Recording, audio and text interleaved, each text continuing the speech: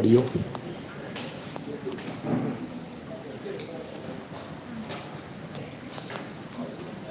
Testing 1, 2, 3. Audio okay. Nice.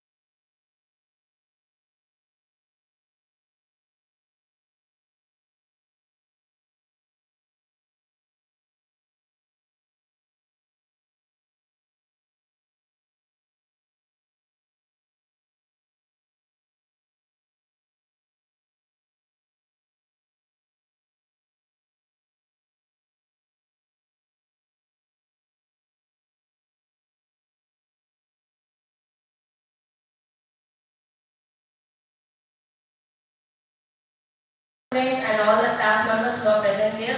Yesterday we have completed most of the students' presentations and today most of the people are eagerly waiting to get their opportunity. So let's start our program and call our first participant, T. Malishwari from DSC Computer Science with the topic of Sustainable Technology. Let us welcome her.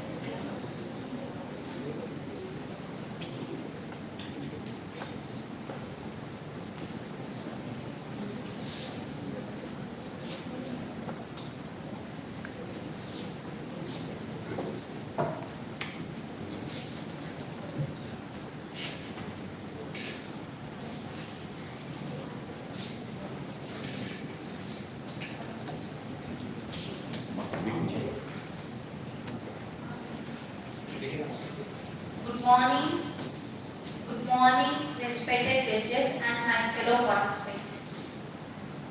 I am Malishwari and I am currently pursuing BSc Computer Science. I stand before you today not just as a student but as a responsible individual who believes that progress should not come at the cost of our planet. Because in the race for development, we often ask how fast we can grow, but rarely ask how sustainable we can grow. With that thought, I am here to present my topic Sustainable Technology, powering the future without destroying it.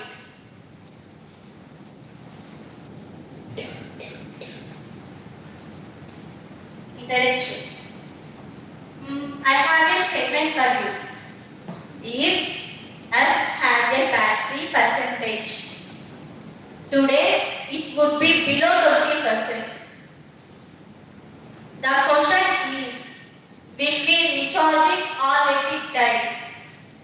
Say, will we recharge it or let it die? Yeah, good. We have a solution for this. That is, sustainable technology is the use of modern technology in a way that protects our planet and supports future generations. Why it is important?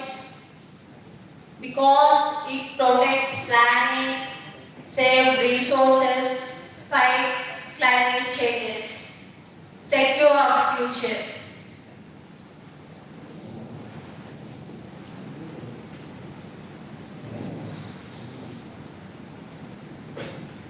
Yeah, principles of sustainable technology, environmental protection, reduce pollution and protect nature from harm.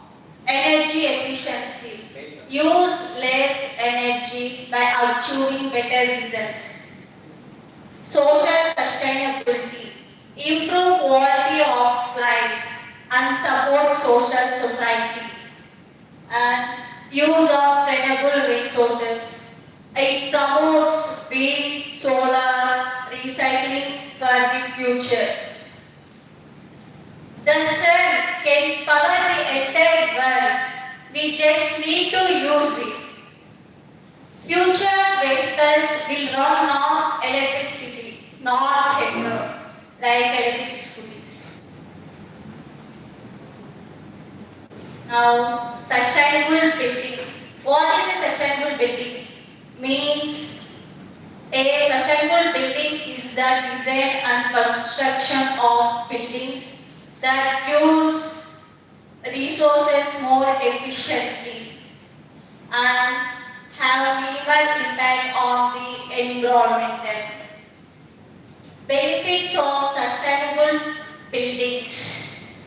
It focuses on saving energy and uses eco-friendly material, reducing waste and creating healthy living space for people. Smart technology does not make life easy. It makes it sustainable. The role of digital technology in sustainability.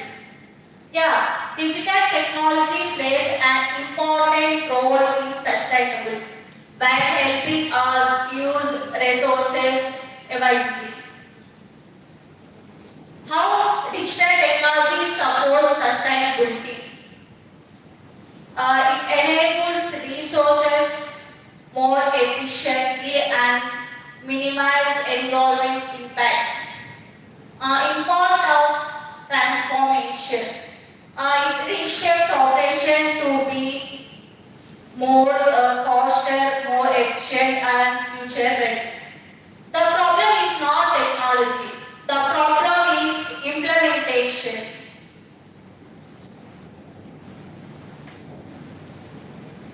Yeah. Sustainable technology offers many benefits, but it also faces many challenges.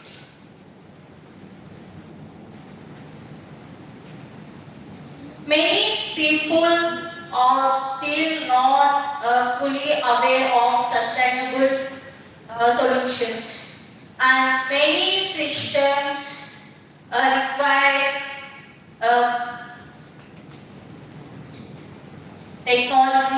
technical support and maintenance.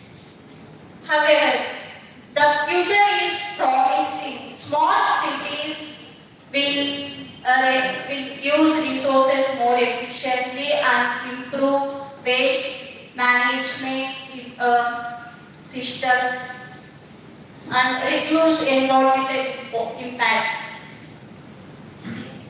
Sustainable technology is not future. It is the present. We are failing to use it. We don't need a perfect world to start change. We need responsible choices starting today because the future is watching what we do now. Thank you.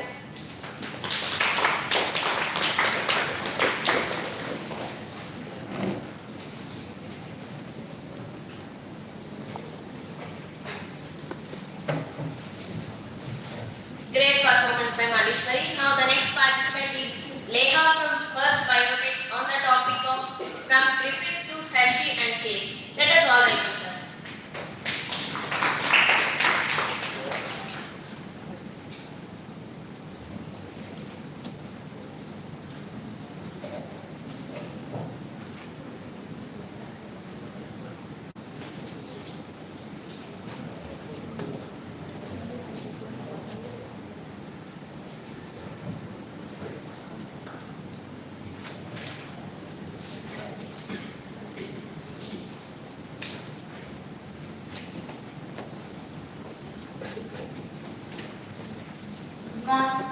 Good morning to all. My name is Neha. I am from BSc Biotechnology. Today I am discuss about to tell you on fascinating scientific journey, almost like a detective story. For a long time, scientists were trying to discuss simple but profound question: what is the molecule of life? Is it DNA or proteins? Let's follow the clues, experiments and discoveries that follows clues, experiments and discoveries that finally solved this mystery. Introduction. In the early 20th century, scientists were trying to discover what carries the genetic information. There are two main suspects, DNA and proteins. Scientists conducted the experiments to solve this mystery.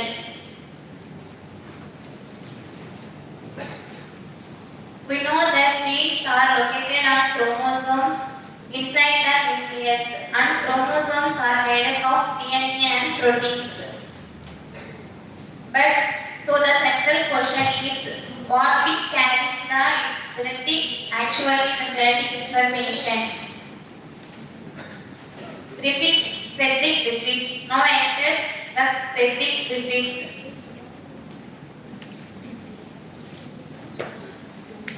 Frederick Griffiths, he used viruses that bacteriologists worked on Streptococcus pneumonia, discovered bacterial transplantation.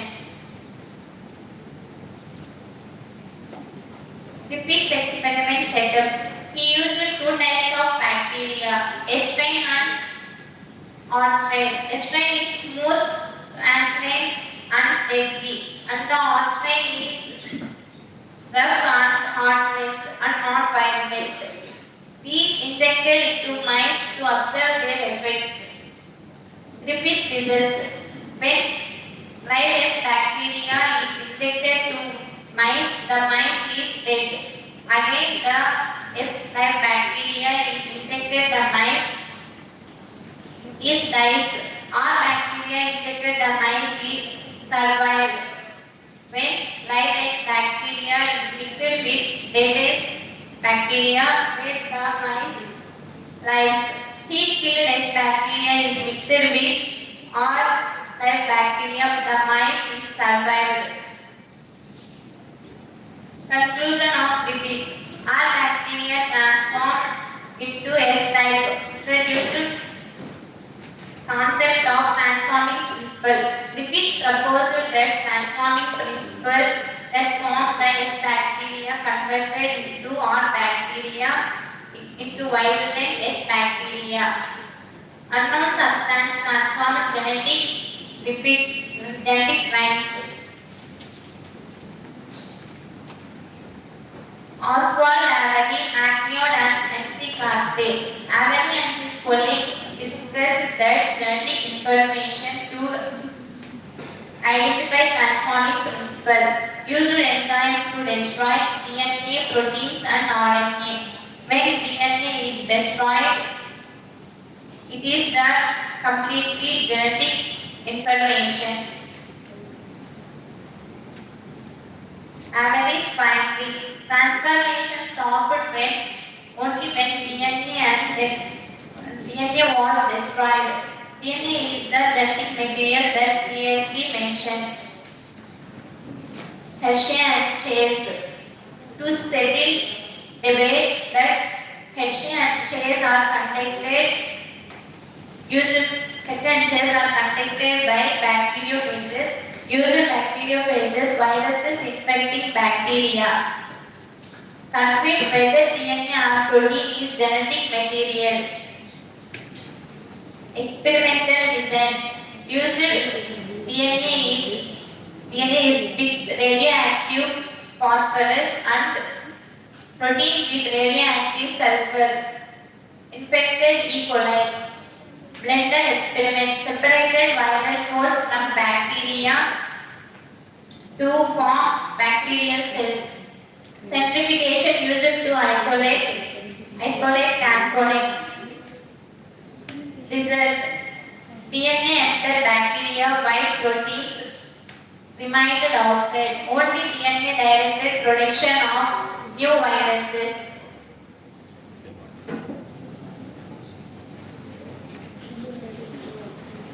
Final conclusion. DNA is hereditary material, confirmed entire species. Findings: a foundation for molecular biology, significance and impact. This led by discovery for something almost all we study today in biotechnology. This finally solved the mystery is completed. Basis for genetic engineering, biotechnology, molecular medicine. Thank you.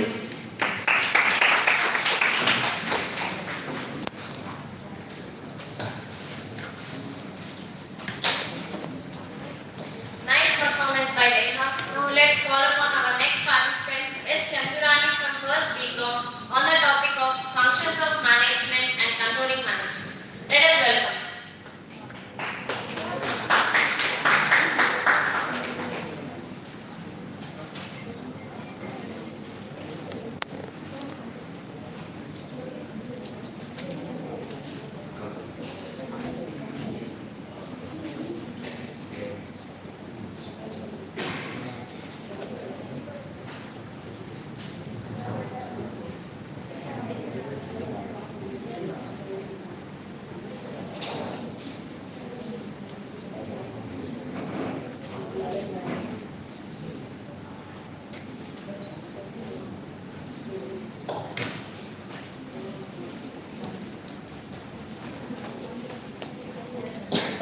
Good morning, respected judges and other faculty members. Good morning, my dear friends. Today, my topic is importance of controlling in management. Introduction of management. Meaning of management. Management is an art and science. Know about all of the management. Functions of management. First one is plan. How we do plan? How plan to one business? We can choose that and plans everyone in the business. Organization. Organizing the business.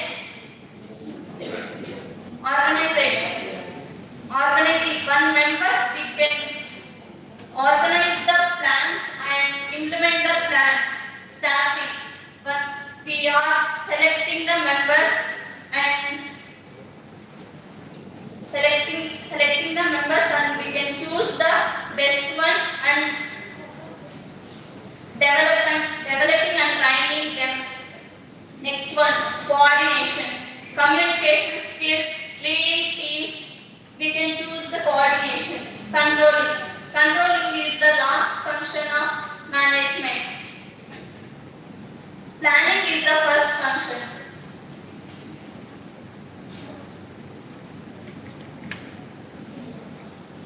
Controlling involves standard of deviations, correction actions. Definition of management. Controlling is measuring and correction of performances. This definition is used by Coons and O'Donnell. Importance of controlling. First one, achieving organizational goals, improves efficiency, ensures better quality, facilitates coordination, helps in decision making, ensures future plan, ensures discipline and accountability. First, achieves organizational goals, helps to reach targets, keeps work on the right track, check progress regularly, finds and correct mistakes, uses resources efficiently. Example, increasing customer satisfaction. Second one, improves efficiency, reduces waste of time and resources, ensures work is one done in a planned way, minimize errors and duplications of work, increase productivity and their quality, helps in achieving goals.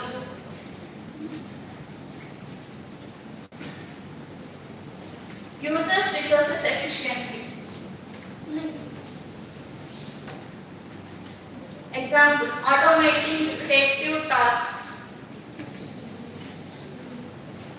Ensures better quality, maintains standards of work, identifies correction errors effectively, ensures work follows set guidelines, improves overall performances, increase customer satisfaction. Example, implementing a peer review system, facilitates coordination, helps different works together smoothly, improves communication and between departments, ensures proper flow of work from one team to another, reduces confusion and conflicts, aligns everyone toward the same goal. Example, sales products and direct delivery teams coordination to complete order on time.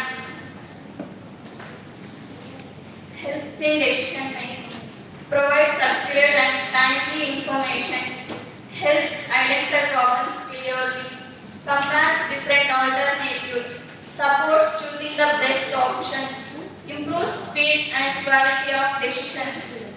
Example, a manager checks sales reports before deciding which product to produce more. Enables future plan, helps predict future situations, use past data for better plan, sets clear goals for the future, identify risks in advance, preparing strategies to handle problems. Example, a company studies last year's sales and plans how much product to produce next year.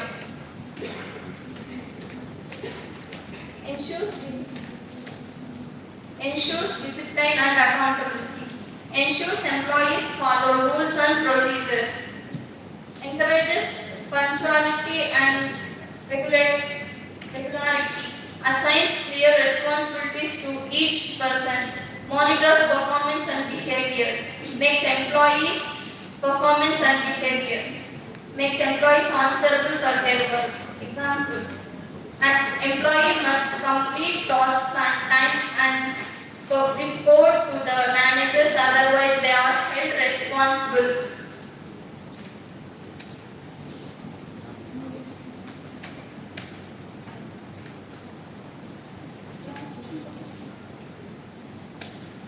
Thank you for giving this opportunity.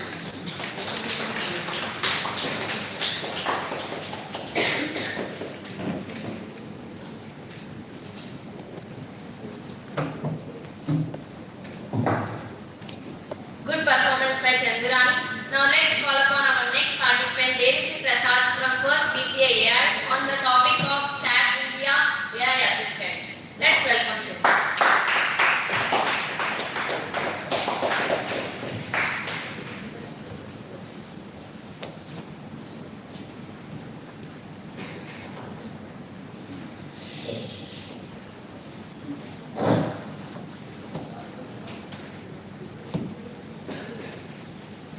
Very good morning, everyone, and my dear teachers and my fellows.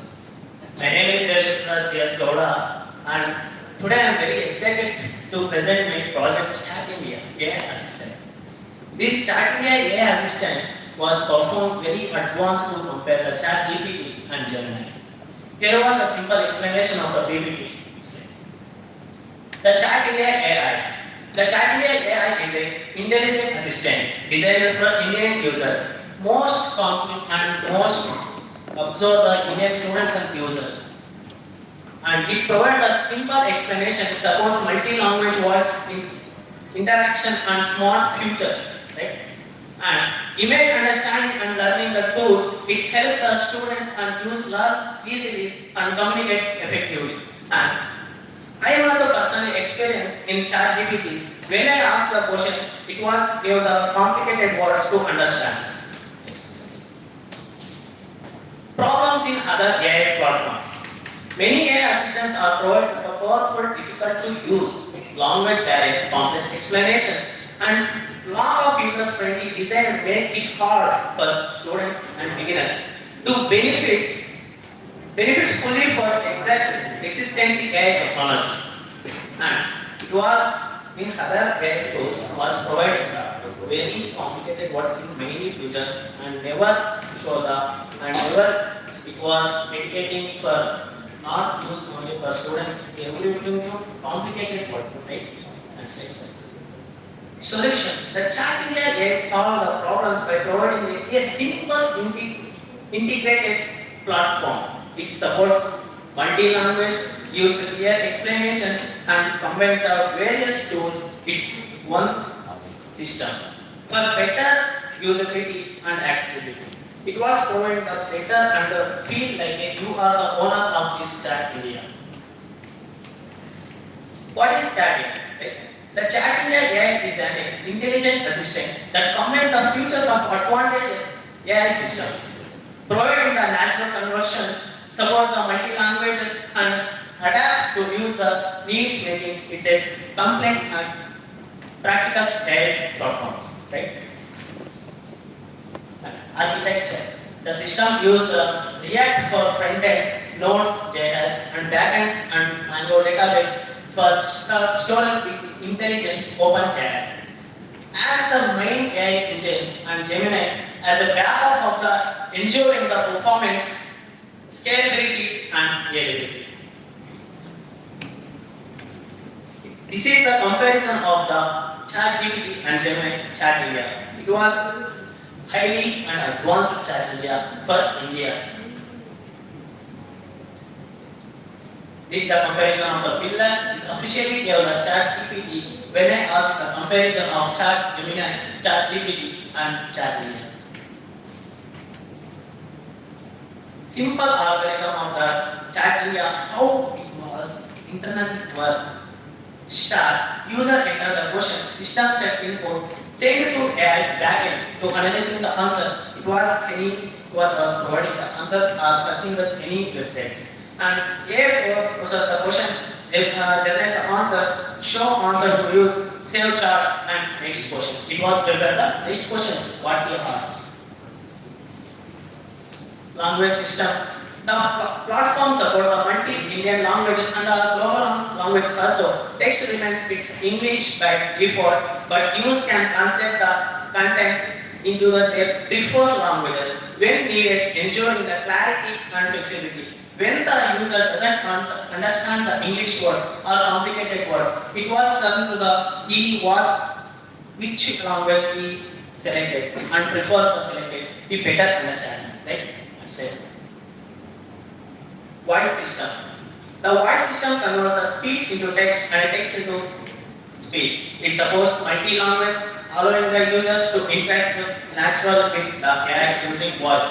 It was the Chat India was speaking to you and speak to you the Chat India. The Chat India was converting many languages in whatever the 23 plus languages are there in India and other international languages also.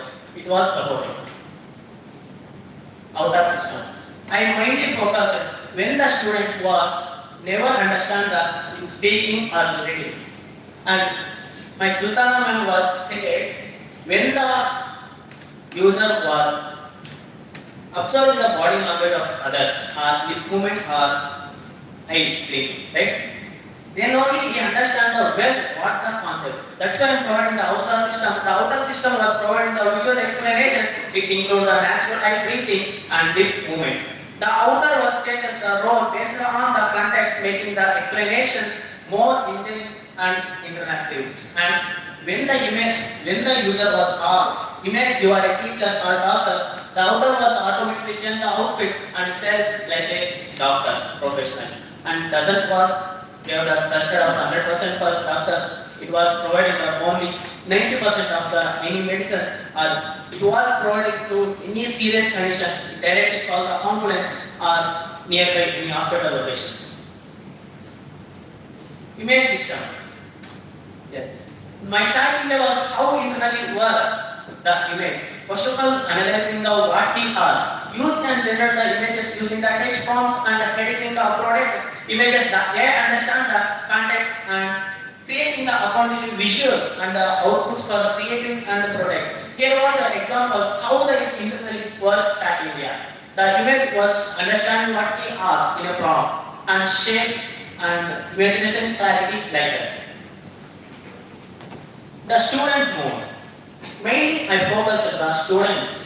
Here, the student was provided with a simple explanation, notes and quiz. It helps to learn the understanding the concept, clarity and improve their knowledge.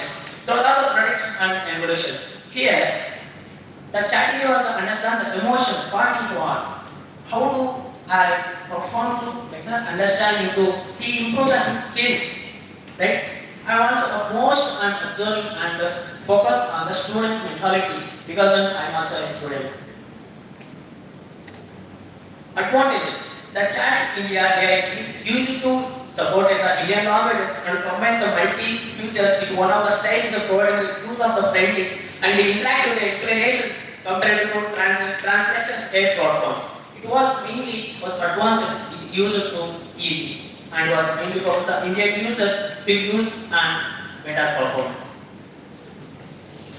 The chat game mode, yeah, here was a simple explanation. When the user get bored to use it or study anything, here was a game mode of a simple car race. The chat India game feature providing the simple entertainment like a car racing game when the user feels bored. It runs smoothly inside the app, work offline from the basic playing and improve the user's engagement. Engagement by the combination of the font, dexterity and interact with the AI experience. Like I also felt that this was the problem in any other AI platform. When I get the information, I get a code. Then what can I do? I think why not I provide the simple pathing to when he feel the code like that. Conclusion. Yeah.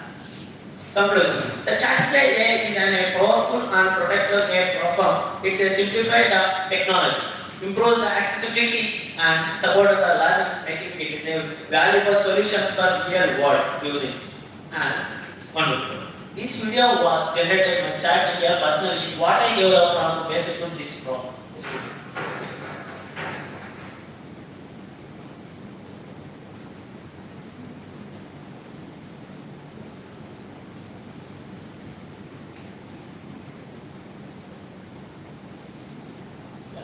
This video was personally what I am asking the prompt exactly and clearing the 4K elevations. My chat India was like work like a video providing the images also. And here I was showing the live app how it was work.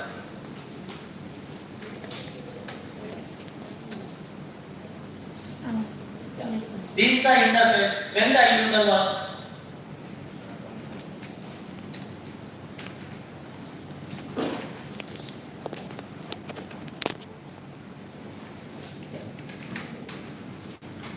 This is the interface when we download the app, the ask the name, email, password and Google account and guest account. Here was I am going to the guest account. Here, how my chat India was welcome you to attract you. Like here the background elevation of here, welcome guest, smart time chat GPT, but for Indian real time never weather stuff helps and here outer was a call for you. Here, right? here the interface, right? It was my chat here was understand how to create. The user was sad or happy like that. Here was simply had provided the hi.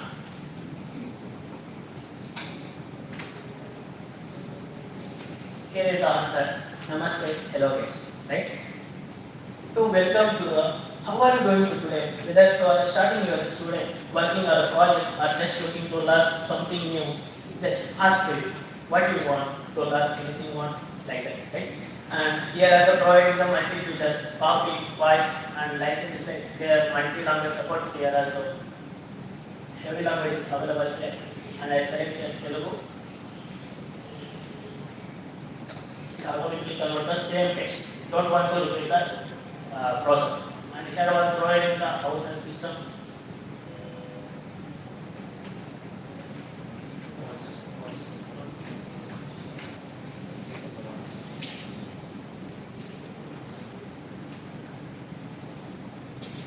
That voice won't come. Yeah, because we are using mic, that voice won't come. It also provides the voice also to understand the reason what are the words are using here also. And here providing the simple when the user get a code, like here a small game that I get for like. But when the user get a code like that. And last one thing to say, I am starting this AI. I want to say every India we have also proudly say we have also AI assistant never depend others. I want to these words anyone to say I did it one day for you. Thank you for giving this opportunity for presenting here starting. Thank you. Anyone have to ask any questions for this? What you have to can we tell you the purpose of learning? Last sentence I will మొత్తం కాదు already వేరే ఉన్నాయి కదా advantage of purpose advantage the main purpose నేను వచ్చేసి mainly ఎందుకు మనము other countries లో యూజ్ చేయాలి మనకంటూ ఒక ఏ ఎందుకు ఉండదు ఇది నా ఒక ఆలోచన అండ్ నేను పర్సనల్ గా ఫేస్ చేసిన ఒక ప్రాబ్లమ్స్ ని నేను ఇంప్లిమెంట్ చేసుకోవడానికి దీన్ని సారీ అందరికీ నేను దీన్ని ఇంప్లిమెంట్ చేస్తాను అండ్ వినాయకైతే నేను ఒక బోరింగ్ సిచ్యువేషన్ లో ఏం చేయలేదు నేను నాకు ఆఫ్ టైంలో ఉన్నప్పుడు ఈ రన్ కావాలని ఒక ఇంప్లిమెంటేషన్ ఇవన్నీ నేను చేశాను thank you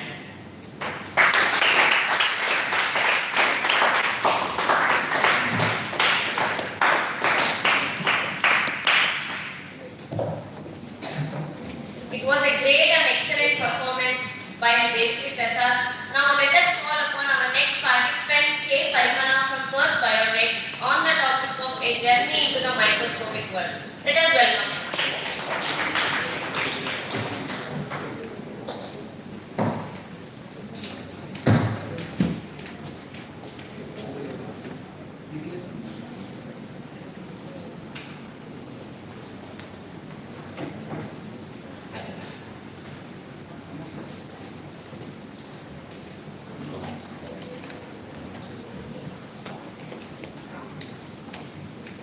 Good morning, respected dignitaries and faculty members and my dear friends. Myself, K. Parimala, Department of BSc Biotechnology. Today topic discuss about different types of microscopes.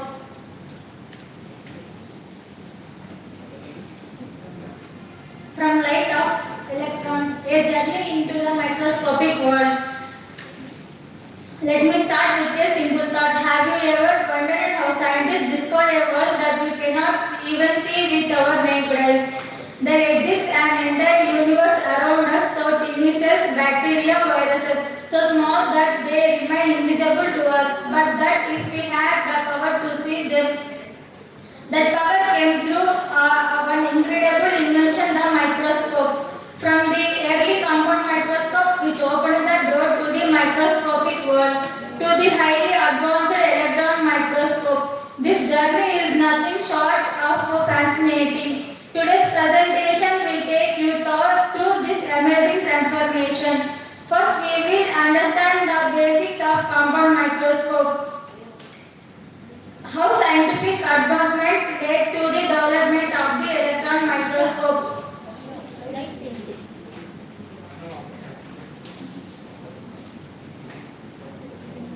And next one, compound light microscope. Let us begin with one of the most tools in biology, the compound light microscope. This instrument revolutionized science by allowing to us observe that are invisible to the naked eyes. In most laboratories, especially in undergraduate biology, this is the first microscope students use.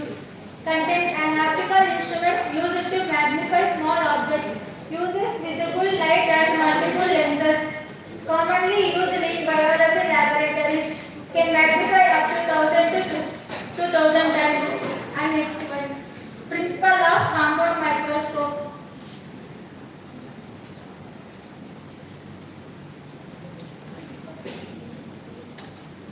The compound microscope works based on a simple but powerful principle light diffraction through lenses. It uses two sets of lenses. An important point to remember is that the image formed is inverted. Works on the principle of light diffraction through lenses. Uses two lens systems, objective lens, eyepiece lens. Produces a magnified and inverted image. And next one. Main parts of compound microscope. To understand how the microscope functions, we must know its key components. The eyepiece or ocular lens is where we observe the image. The light source or mirror illuminates the specimen. Finally, the arm and base provide structural support to the microscope. How it works. Now let us see the working mechanism step by step. Light first passes through the specimen. The objective lens captures this light and forms a magnified real image. This combination of lenses is what gives the microscope its powerful magnification ability. Light passes through the specimen. Objective lens forms a magnified real image.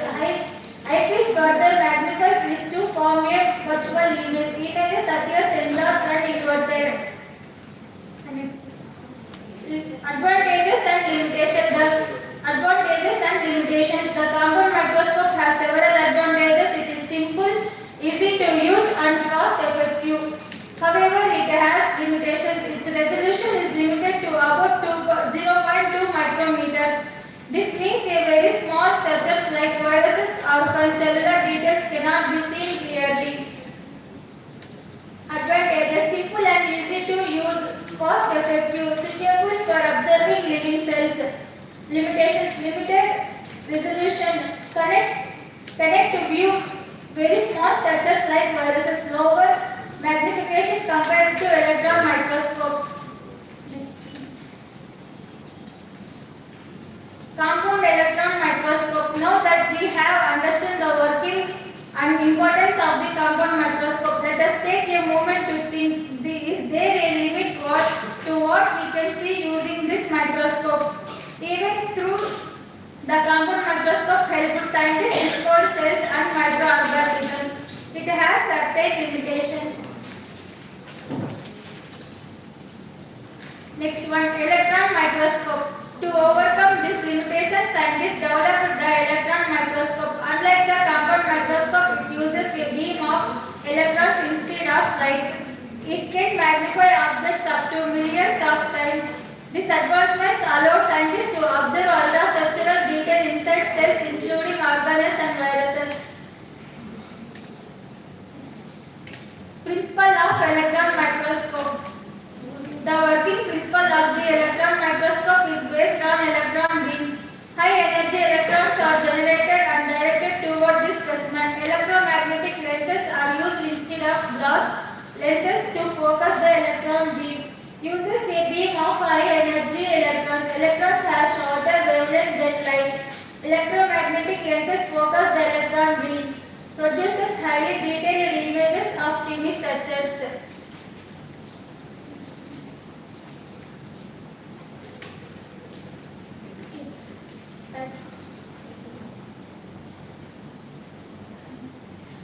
Types of electron microscope. There are two main types of electron microscope. First, the transmission electron microscope are in this electron pass through the specimen. Second, the scanning electron microscope or SEM. Electrons scan the surface of the specimen producing detailed 3D like images. Next one. How it works, electron microscope. The process begins with an electron gun that produces a beam of electrons. This beam is then focused using electromagnetic. These signals are detected and converted into an image on the screen monitor. Advantages and limitations of electron microscope. The electron microscope has remarkable advantages. It allows us to observe viruses, organelles and detailed cellular structures. However, it has limitations. It is very expensive and complex to operate. It requires a vacuum environment. Advantages: very high resolution, can observe ultrastructural of cells and viruses, provides detailed internal and surface views. Limitations: expensive and complex, requires a vacuum conditions, cannot observe living specimens. Sample preparation is time consuming. Now that we have understood both microscope individually, let us compare them to clearly understand how they differ. The first major difference lies in the source of illumination. A light microscope uses visible light, whereas an electron microscope uses a beam of electrons. This fundamental difference is what that leads to all over variations. As we come to the end of this presentation, let us take a moment to reflect on what we have explored. We began with the simple compound microscope and instruments that first allowed scientists to observe cell and microorganisms. From there, we saw how limitations in resolution led to innovation and how this gave rise to the powerful electron microscope.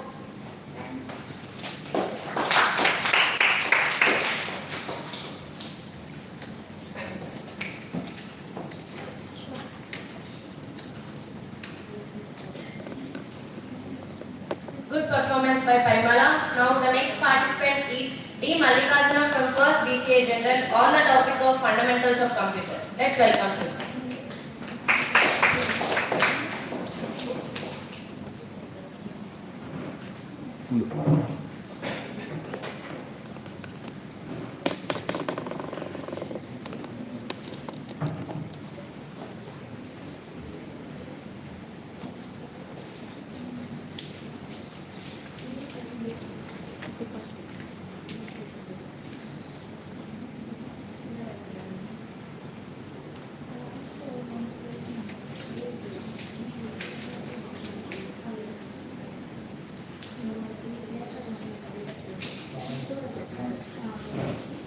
One.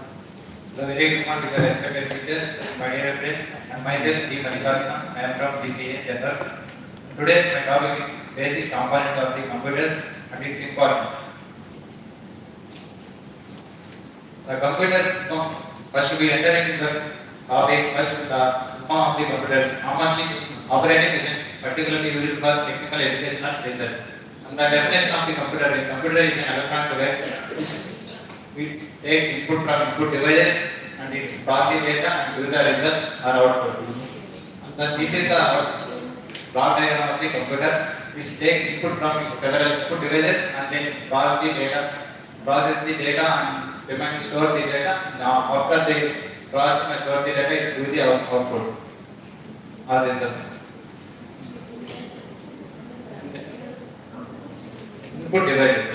Input devices are the hardware component used to give the data and instructions to the computer. The device showing these images. And these are the input devices in the computers: keyboard, mouse, webcams, microphones, joysticks. Keyboard used to type letters, numbers, and commands. And then mouse used to move the pointers and select items on the screens. And then scanner converts paper documents into digital forms. And next one is webcam, that captures images and videos. Microphones, next one, records sounds and voice. And the last one is joysticks, used to control movements, mainly in games. These are the devices used to interact with the computers easily. And then output devices. Output devices are the hardware components are used to communicate the result of the data passing performed by the user to the another devices. Types of visible output devices like microphones. And then audio output devices is like speakers. And then next one is printer output devices is printer type. And this is the CPU inside the processing unit. Inside the CPU is ALU, control unit, cache memory and registers.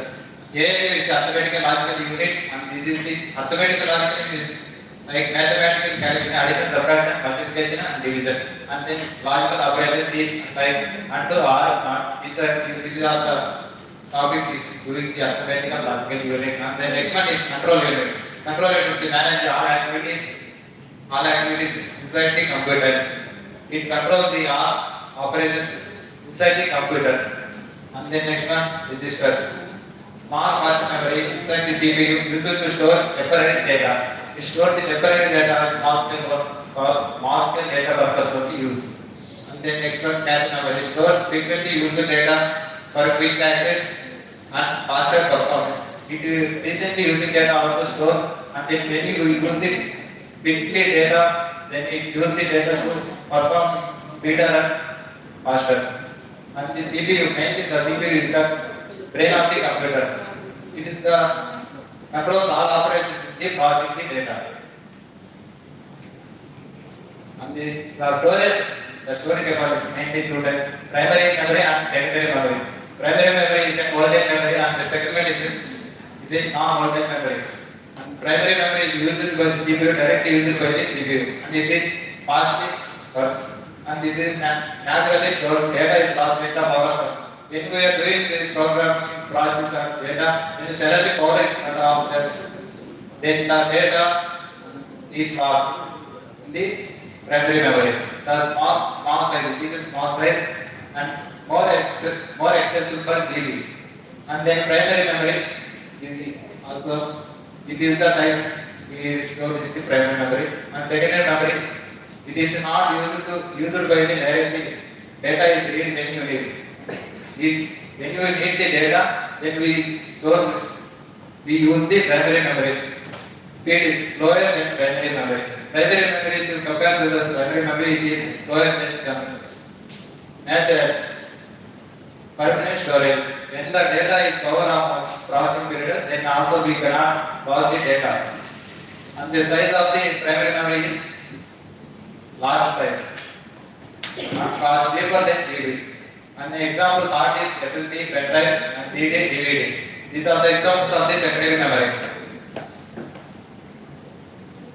And then the importance of computers. Fundamentals of the modern lives: education purpose, workplace and business and communication, creativity and design. And these are the fundamentals of modern computers. Education purpose, we use remote learning and online courses, access to the vast information of the resources of the personalized learning tools. And then workplace, businesses, increase productivity and efficiency, global collaboration, data management and analysis. And then next one, communication. Instead of messaging and video calls, connecting the people worldwide, social network and sharing. And then creativity and design, digital art and graphical design, video editing and file production and music composition. And then next one is advancement and efficiency in the importance of the computers. Scientific and breakthroughs, medical advantages and genomics, data modeling and simulation. And then next, logistics and supply chains, real-time tracking and investigating operations, routine effective good distributions. And then next one is everyday life and home. Smart work automatically, online banking and shopping, entertainment and streaming. And then next one, last one component of the advantage of computers, future innovation, artificial intelligence and machine learning, automation and robotics, developing new technology. These are the importance of the computers. And then last conclusion. A computer is made up of several basic components and each component has a separate function. Every component of the computer has separate functions. And then next, these components work together as a team to input data, process it and store it and produce useful output. This all the computers is work together to teamwork to produce and processing and then it use the result. And then next one, no single component can do everything. All the equally important for the computers to function properly. You cannot do anything, any single one can do all the work in the computer. All the components come together to perform a result. Understanding the basic components of the computer help us to use the better troubleshoot problems and make information decisions.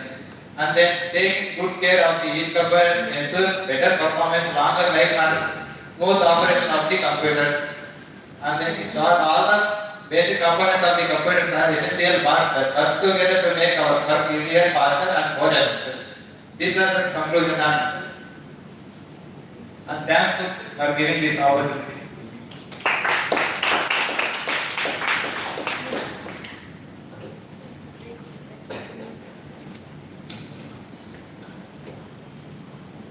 Nice performance by Mallikarjuna. Give him a big round of applause.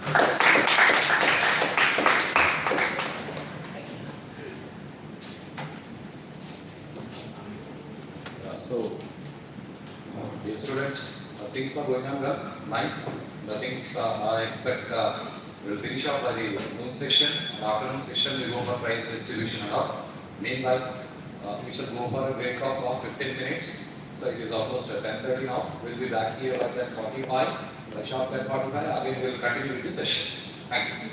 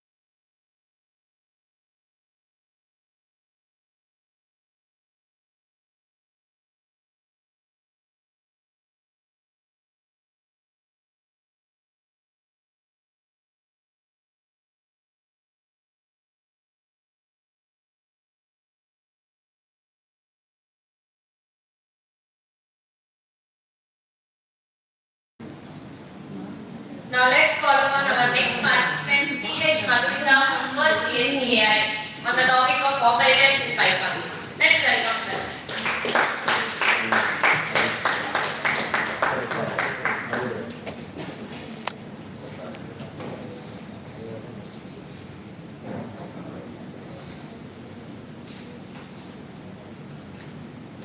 Good morning to the respected principal madam and respected lecturers present here and my dear friend. Myself, Madhurika Chekkuru, and I am pursuing first BSc AI in this college, and I am from West Godavari district. Today I am here going to discuss about the topic operators in Python. In previous sessions, my classmate Pujita has explained the introduction in Python. Hope you all remember her words. So, coming to the operators in Python. So, Python is created by Guido van Rossum in 1989 and it is released in 1991. So, humans can easily understand Python as it has simple English-like syntax. So, coming to the topic, operators in Python. So, what are operators? Operators that do operations on variables and values. Variables are nothing but where the values are stored. In any programming language, variables are used to store the values. So, for example, adding, subtracting, multiplying, dividing, we use those operators. They help in performing calculations and comparisons. So, there are 7 types of operators in Python. Assignment operators, arithmetic operators, relational operators, logical operators, identity operators, and membership operators, bitwise operators. We all use these operators to do overall calculations in real life also. Coming to the first, arithmetic operators. Those addition, subtraction, multiplication, division, floor division, modulus, and exponentiation. Those operators are called arithmetic operators. These help in adding or subtracting, multiplying, dividing any of the values. For example, a person named Ravi went to a supermarket and he bought 2 chocolates. One cost 50 and another cost 80. So he wants to know the total. So he uses operators in Python to add the values. By giving print A plus B, that plus is known as arithmetic operator. So printing A plus B, we can get the output 130. So not only adding, subtracting, multiplying, dividing, for all operations we use those operators. So next, assignment operators. These operators are used to assign values. Assign is nothing but giving values to the variables. Those in Python equal to symbol is called as assignment operators. But based on that, we can add and assign, subtract and assign, multiply and assign, divide and assign. So, for example, Ravi wants to save his pocket money and he bought a piggy bank. So, he starts with 100 rupees. Imagine that piggy bank is a variable name and he stores that 100 rupees in that. Again, he gets 50 rupees more a day. So, he wants to update that money in that variable name. So, he uses to update those operators. So, by using variable name and add and assign, he can easily update the values. So, by updating these 100 plus 50, it gives output 150. So, the values are easily updated using those assignment operators. So, next, relational operators, also known as comparison operator. Those operators are used to compare 2 or more values. So, in real life, we use those words equal to, not equal to, less than, greater than, less than or equal to, greater than or equal to compare 2 persons or things. So,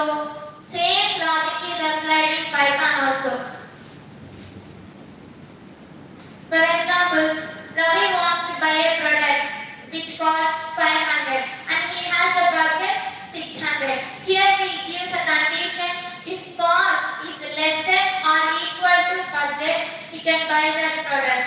So the budget is 600 and the cost is 500. So he can buy it. Else he cannot buy it. So those less than or equal to, greater than or equal to, not equal to, those are called comparison operators used in Python. So next, logical operators used to combine the conditions. In English, we all know conjunctions. Anybody has idea on conjunctions? Connecting words. So, combining or connecting words, which means and, or, not only but also, neither on, neither not. Those are combining words. So, same and or not are used in Python as logical operators. Coming to the and operators, we have here two conditions here. If and operator returns true if both conditions are satisfied, and or operator returns if at least one of the condition is satisfied, it returns true, else it returns false. Not, it totally reverses the result. Means if the condition is true, it returns false. If the condition is false, it returns true. For example, imagine a smart home system. We all know in smart home system, totally it is automated, right? So first rule we have giving: turn on the air conditioner if it's hot and someone is at home. Remember this, and we giving two conditions here: turn on the air conditioner if it is hot and someone is at home. So if the both conditions are satisfied, it can turn on the fan. So and returns true. Else any one of the condition is false, it returns false. So next, coming to the or operator, play music if it is morning or evening. Whether it is morning or evening, we giving the condition that to play music. If any one of the condition is satisfied, the or operator returns true. If it is not morning or evening, it is afternoon. So it doesn't play music. So next, coming to the not operator, lock the door if not at home. If somebody is at home, it will don't lock the door. If nobody else present in that home, it will lock the door. So that logical operators do action, make decisions just like human do. Coming to the membership operators, we all know membership means checking the presence or absence of someone else or something else. These membership operators are used to check whether a value or person present in a sequence or collection, like some list. Python has two membership operators. One is in and other is not in. In operator checks whether the value present in that list, and not in operator is quite opposite to the in operator. It checks whether the value is not present or not exist in that collection or list. For example, Sneha brings a list of club members. So the club members are Arjun, Sneha and Ravi. First, Sneha asks if Arjun is club member. So it checks Arjun is in the collection, right? So it returns the is operator returns true. And again Sneha asks is Meena a club member. So Meena is not in the list. So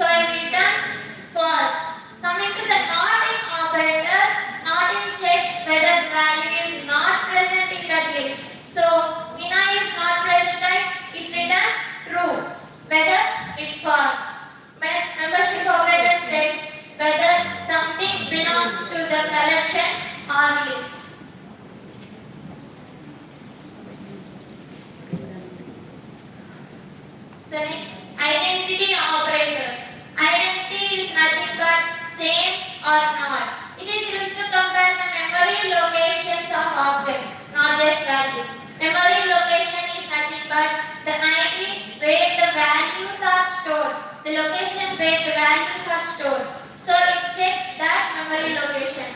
The Python has two membership operators. One is operator and another is not operator. It returns true if both objects are satisfied and stored in same memory. There are two numbers, imagine two numbers. They are stored like 5 and 5. It looks like same number, but they are stored in different memory locations. It checks that memory location. If they match, is operator returns true, else it false. Is not operator is quite opposite to is operator. It checks whether the objects are allocated in different locations. If different locations are satisfied, so is not operator returns true, else it returns false. For example, Arjun has two baskets of fruits. So in Python, these basket 1 and basket 2 are variable names. So in the basket 1, we get apple and orange. In the basket 2, same apple and orange. These are look like same, but they are stored in different locations because we gave two variables to store the values. So next condition is basket 3 is equal to basket 1. We use assignment operator here. So they are stored in same memory location. So Sneha asked, are basket 1 and basket 2 is the same basket? So they are not same because there are two variables. They are not stored in same memory location. So it returns false. And next question is basket 1 the same as basket 3? So it is true, right? So it returns true. They point to the same object memory. So identity operators check whether the two variables are stored in same memory location or not. Last 2 minutes more. In the previous operators, those operators are matched with conditions or statements. But coming to the bitwise operators, it totally works on integers and binary format, which means 0 and 1. We all know 1 byte contains 8 bits. Imagine there are two numbers. First, computer system converts those numbers into binary format and then compress it. But if you want to run the program, the system will first convert those numbers into binary format. For example, types of bitwise operators. There are 6 types of bitwise operators.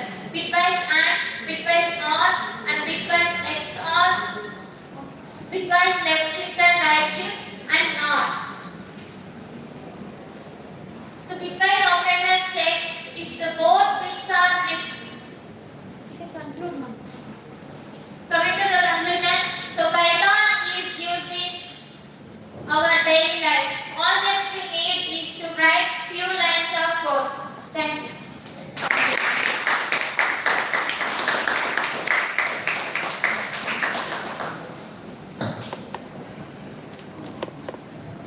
Excellent presentation by Madhurika. Now let's welcome our next participant, Neha from First Biotech, on the topic of the silent signs of Indian traditions. Let's welcome her.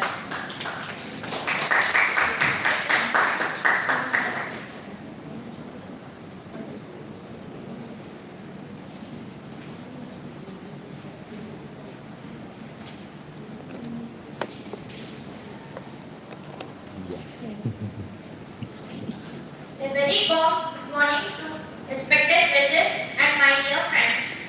Today I am going myself Neha from First BSc Biotechnology, and today I will be going to present the Indian cultural practices involving such sensory, experimental and ecological perspectives. Let us understand the Indian traditions and their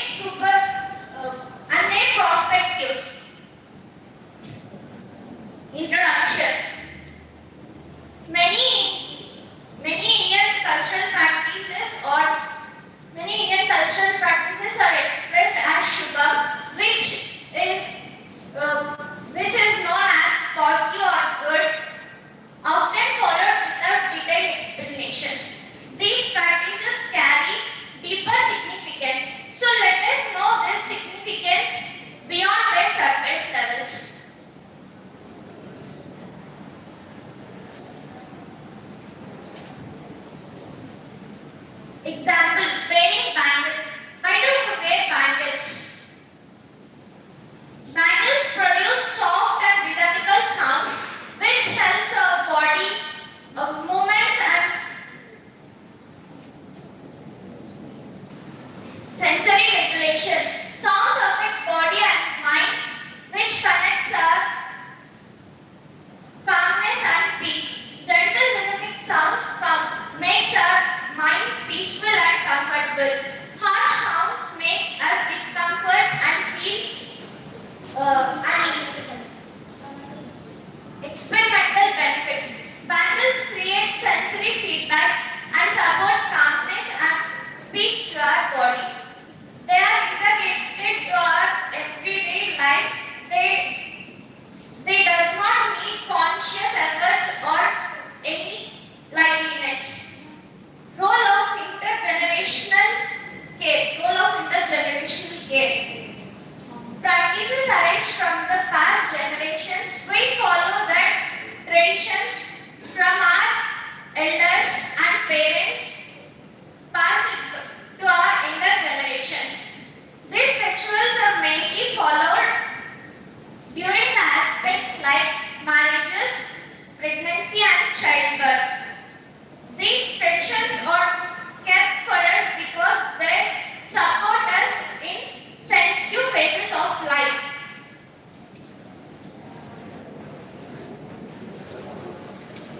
Limits of scientific explanation.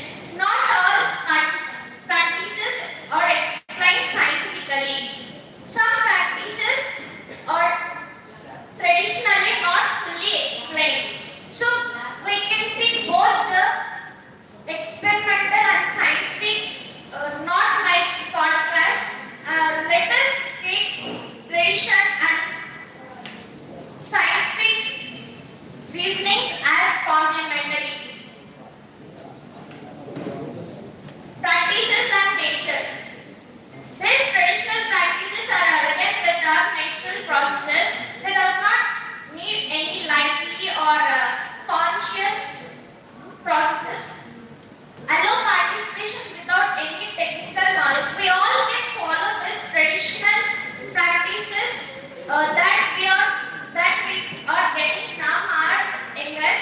Without any scientific knowledge, we are following some of traditions like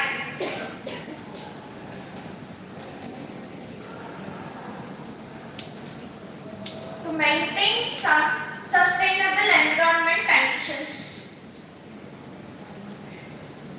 Example, mango leaves at the entrances. In special occasions like marriages and other special rituals, we tie mango leaves at the entrances of our house and they remain green for a long time. What's the reason?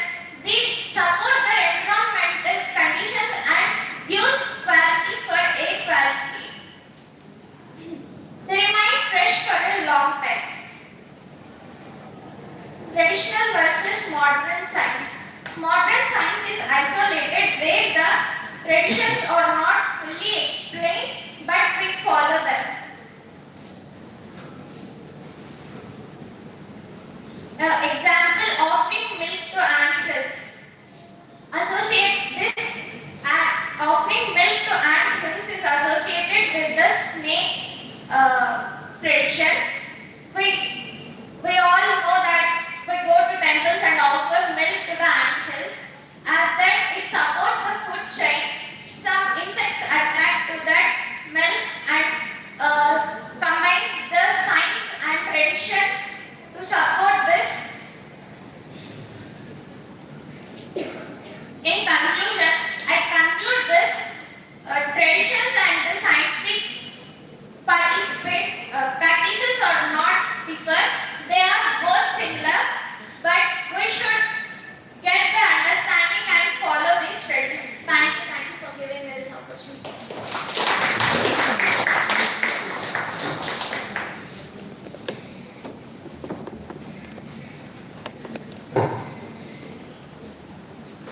Now let's welcome President Councillor to say a few words about the Indian traditions. Yeah. So friends, I think it's like when you want to speak about something, you are supposed to get habituated with that.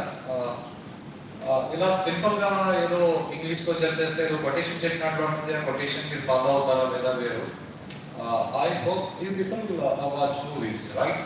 Say like one of the movies of Junior NTR, where he is from Rayalaseema origin.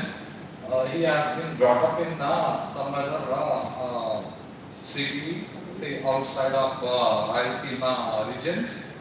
Once he came back, he drinks water, and the movie, the director, they expressed that as she is drinking water, and they have shown that the water is flowing through the throat into the body, into the nervous system.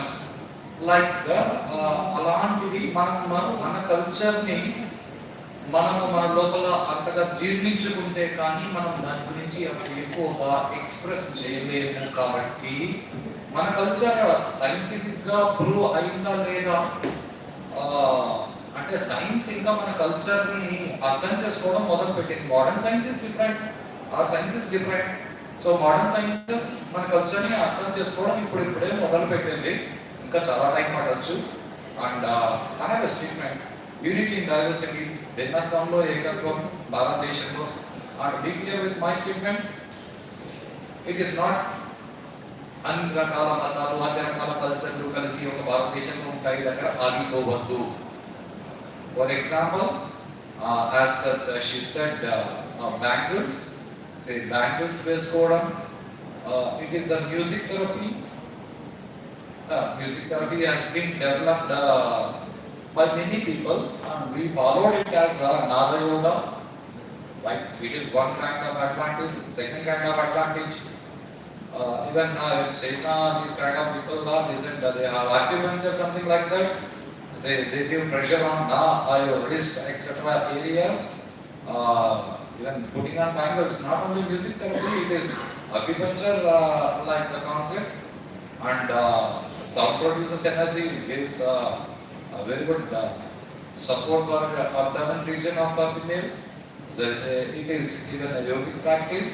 Say like diverse things united together is what Indian culture. Indian culture is not multiple cultures together. It is multiple aspects towards one target has been achieved by Indian sages, and it is good that this kind of thing has been expressed in this particular excellence program. And I know this is not a competition, so this has been named as seminar excellence program, because we don't want, I don't want personally you people to compete amongst you people to win. I wanted you people to be complement to others. ఒకరు Python గురించి చెప్తే Python గురించి కొంచెం తక్కువ తెలుసున్న వాళ్ళు Python గురించి తెలుసుకుంటారు. ఇలా ట్రెడిషన్ గురించి తెలిసిన వాళ్ళు చెప్తే ట్రెడిషన్ గురించి ఎక్కువ తెలియని వాళ్ళు కొంచెం మౌనానికి ఇన్ని సైంటిఫిక్ రీజన్స్ ఉన్నాయని తెలుసుకుంటారు. ఇలా ఒకరికి ఒకరు కాంప్లిమెంట్గా ఉంటూ ఆ చిన్నప్పుడు పరక్కులలా కథ ఏదైతే విన్నామో అలా కథగా ఆగిపోకుండా ఐకమత్యమే మహాబలము అని we can prove it. Right, very nice.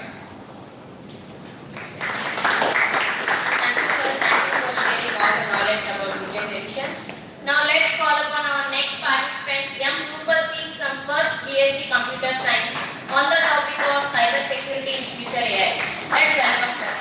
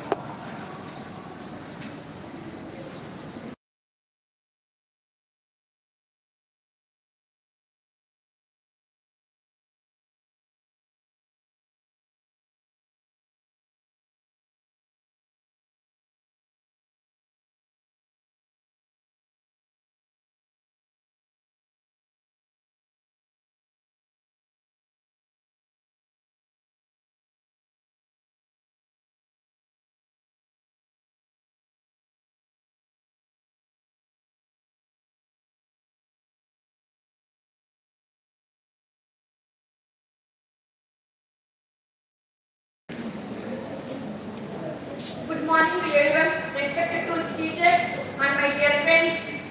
My name is M. Rupasri. I am pursuing BSc Computer Science. Today I am going to give a presentation on cyber security in the future AI.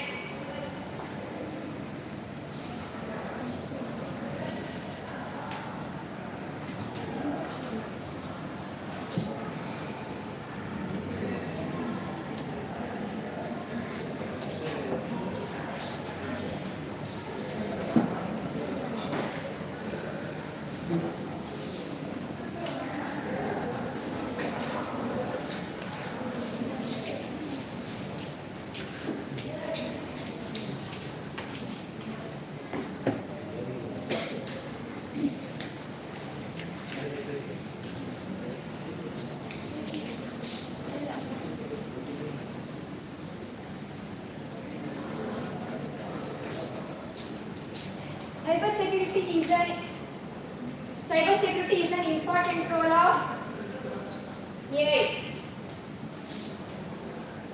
It helps detection threats and faster preventing attacks more effectively. However, attackers are using AI to advance and create cyber attacks. The future cybersecurity depends only using AI. It's the protection strong and protect the data systems.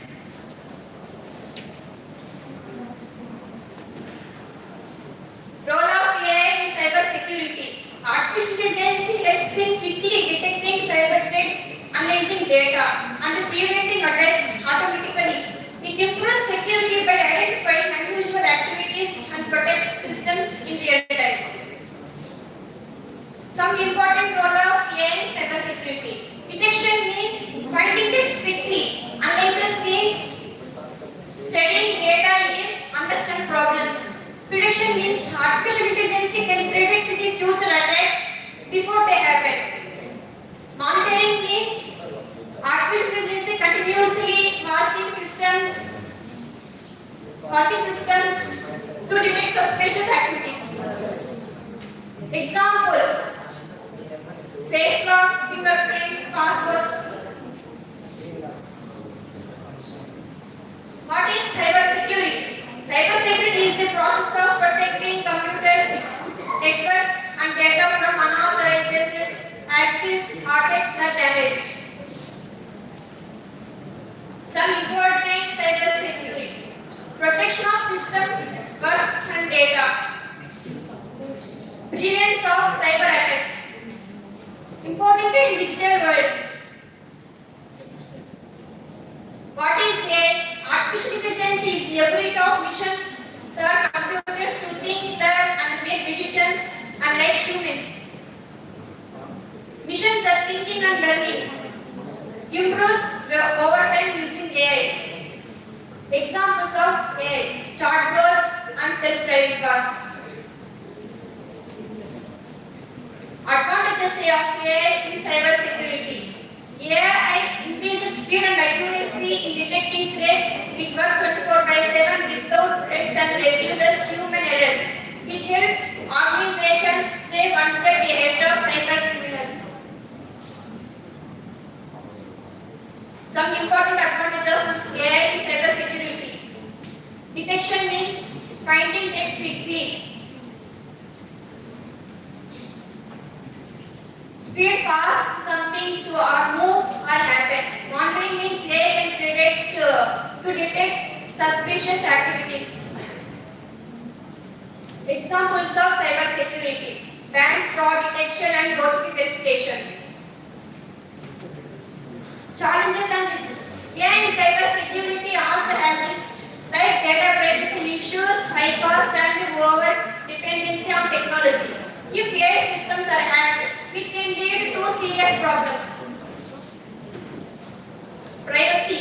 Keeping personal information safe and not shared with others. Cost.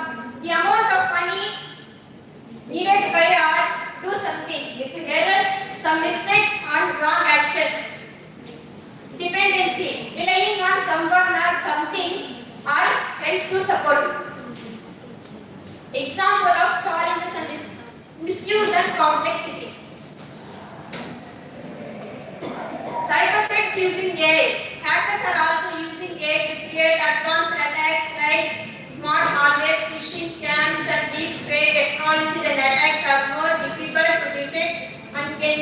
serious damage.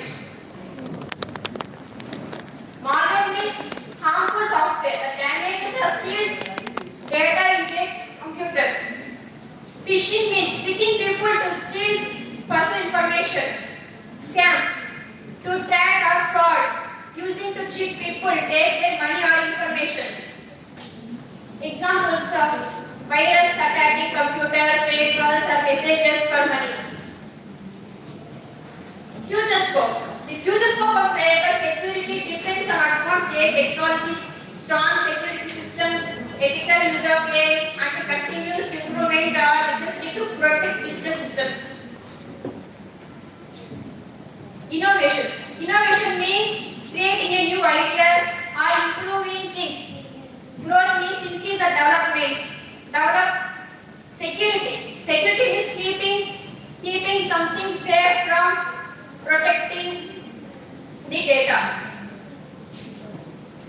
Development intelligence. Intelligence means the ability to think and understand to learn.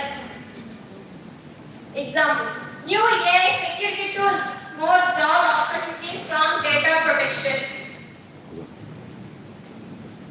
Data protection. Data protection is the process of keeping personal and sensitive information safe from unauthorized access, loss or misuse. Security, privacy, safety. Examples, passwords, encryption, face lock. Need for cyber security. Cyber security is needed to protect systems, networks and data from cyber attacks and unauthorized access. Protects personal data, previous cyber attacks, ensures privacy. Examples, protecting photos, passwords, stopping hackers. Ethical issues in AI. Ethical issues in AI refers to the problems related to fairness, privacy and responsible use of AI technology. Privacy concerns bias and unfair decisions. Data security risks. Examples, apps collecting personal data, AI giving unfair results, data getting hacked. Real-time applications. Real-time applications are systems that use AI to detect, analyze and respond instantly to cyber threats. Instant threat decisions or detections. Quick response to attacks. Continuous monitoring. Automatic protection. Examples, detecting fraud detections, instantly security transactions with PIN. Career opportunities in cybersecurity. Career opportunities in cybersecurity refers to various jobs, roles, availability, protect systems, networks or data using advanced technology like AI. Jobs, growth, demand, opportunities. Examples, career opportunities in cybersecurity. Ethical hacker, cyber expert, security and analyst. Conclusion. Cybersecurity in the future of AI is very important for protecting data and systems. AI helps detect threats quickly, but cyber attacks are also become smarter. So strong security measures, ethical AI and human support are necessary to ensure safe digital future.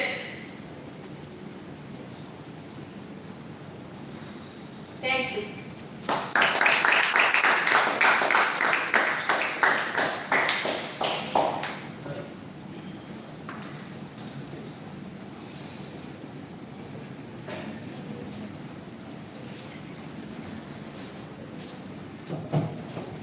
Thank you, University, for sharing your knowledge on cybersecurity. Now, the next participant is B. Shilpa from First BSc Computer Science on the topic of logic gates. Let's welcome her.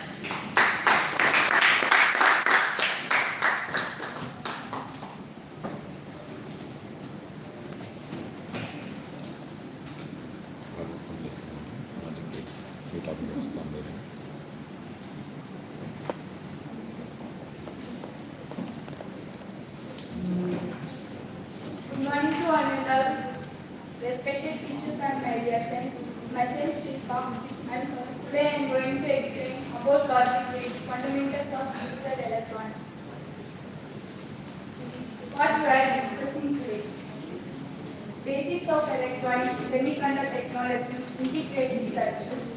digital electronics, what is logic gate, how logic gate works, types of logic gate, universal gate, why universal gate, applications, real-life example and conclusion. Before going there, we'll discuss about basic of electronics. What is electronics? Foundation of digital system. Electronic is the study of electron flow in circuits, controlling how electricity moves through components. Circuits control electricity in devices, enable all modern technology of functions. These fundamental principles enables everything from simple light switches are complex compound processes used to everyday technology from phones to computers, forming this basis of digital system. We can see here these electrons move from sequential way.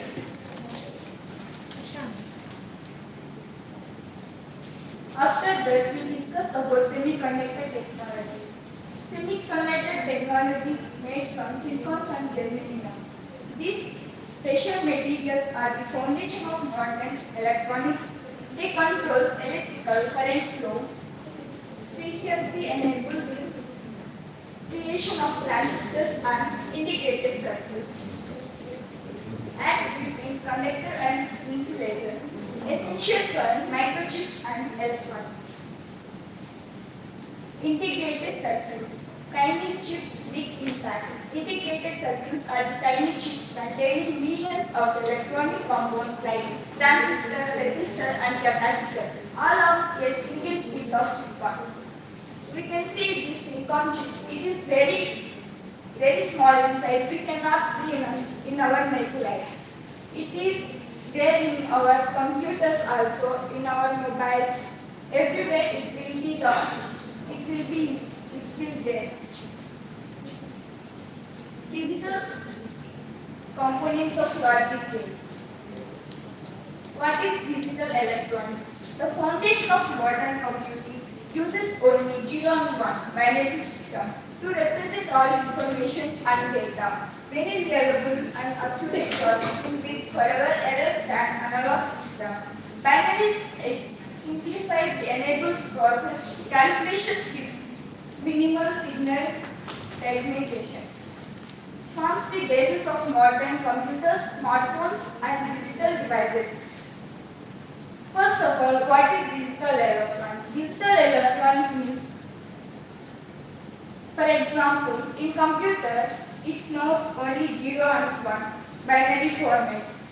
It knows only zeros and 1. What we are giving information to the computer, it takes binary language and takes input as a 0. It will process and it gives output.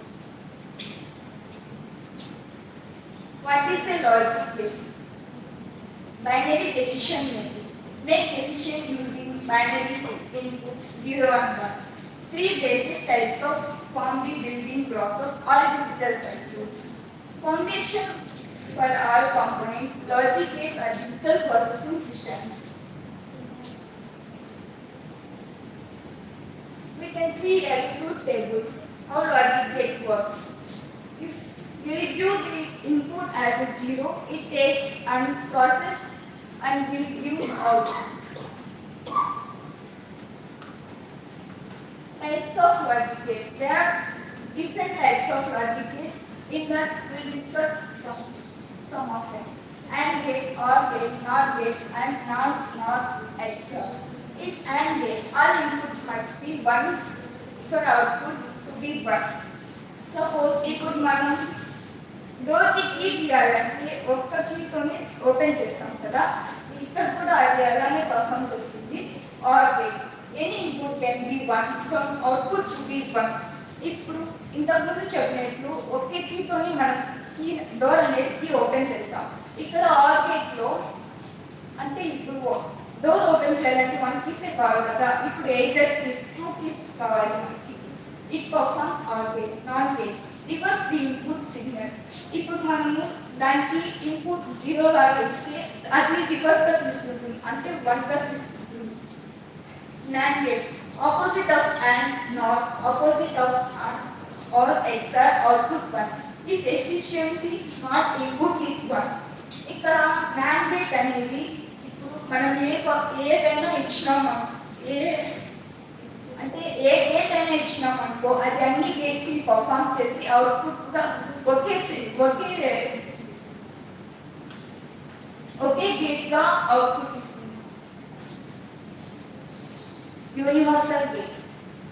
What is make them universal? NAND gate or NOT gate are universal gate.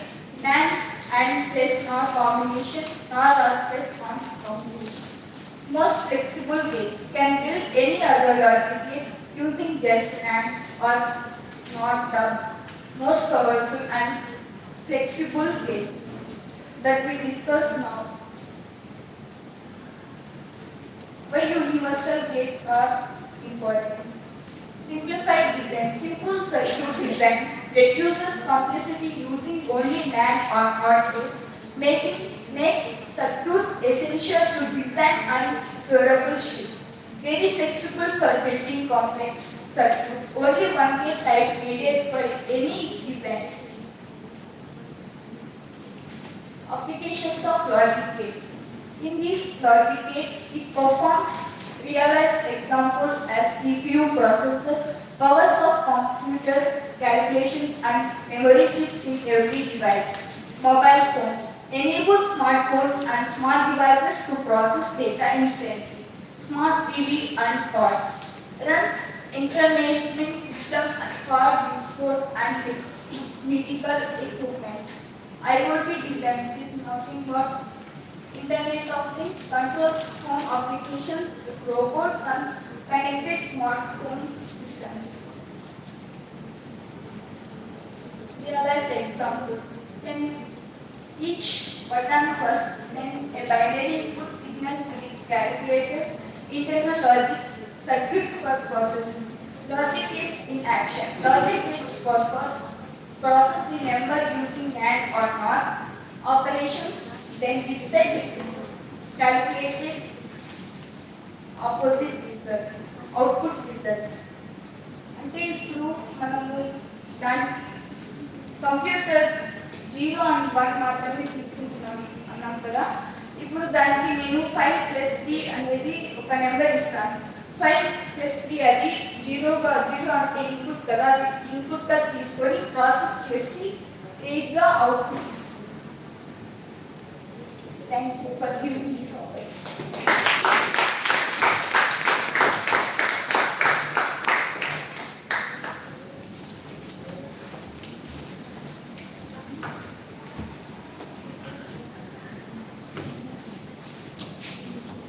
Yes, so it was a good concept, something, the minor subject has been picked up as a similar concept here. ఇది వెంటనే నాకు భాగవతం గుర్తొచ్చింది. ఎందుకంటే భాగవతంలో అసలు ఎవరి పదంలో వాళ్ళవి భాగవతంలో ఏం చెప్పారు అంటే, నువ్వు భగవంతుడిని పట్టుకో. ఎలా పట్టుకోవచ్చు అంటే మామూలుగా మన తెలుగు సినిమాలలో చెప్తారే, అగ్గిపుల్ల సబ్బు బిడ్డ కాదేది కవితకనార్థం లాగా మోక్షం పొందాలి అంటే భగవంతుని పట్టుకోవాలంటే దానికి భక్తి మార్గంలో పట్టుకోవచ్చు, వారితో పట్టుకోవచ్చు, ప్రేమతో పట్టుకోవచ్చు, స్నేహంతో పట్టుకోవచ్చు. ఇలా నవవిధ భక్తులు ఉన్నాయి, రకరకాల భక్తులు ఉన్నాయి, రైట్, ఓకే. బట్ ఎనీహౌ ఎంతవరకు అందరూ చెప్పిన seminar content was okay. It went in a flow, ఏదో ఒక్కొక్కరు కష్టపడి అది గుర్తు పెట్టుకొని ఫ్లో సీక్వెన్స్ గుర్తు పెట్టుకొని, ఓకే, కొంతమంది తెలివిగా మాట్లాడి, కొంతమంది కానీ ఇప్పుడు భయంతో కూడా సెమినార్ చెప్పొచ్చని ఈ అమ్మాయి చెప్తుంటే ఆ అమ్మాయి గొంతులోని ఓణుకు చూస్తే అర్థమైంది. Anyhow very good attempt.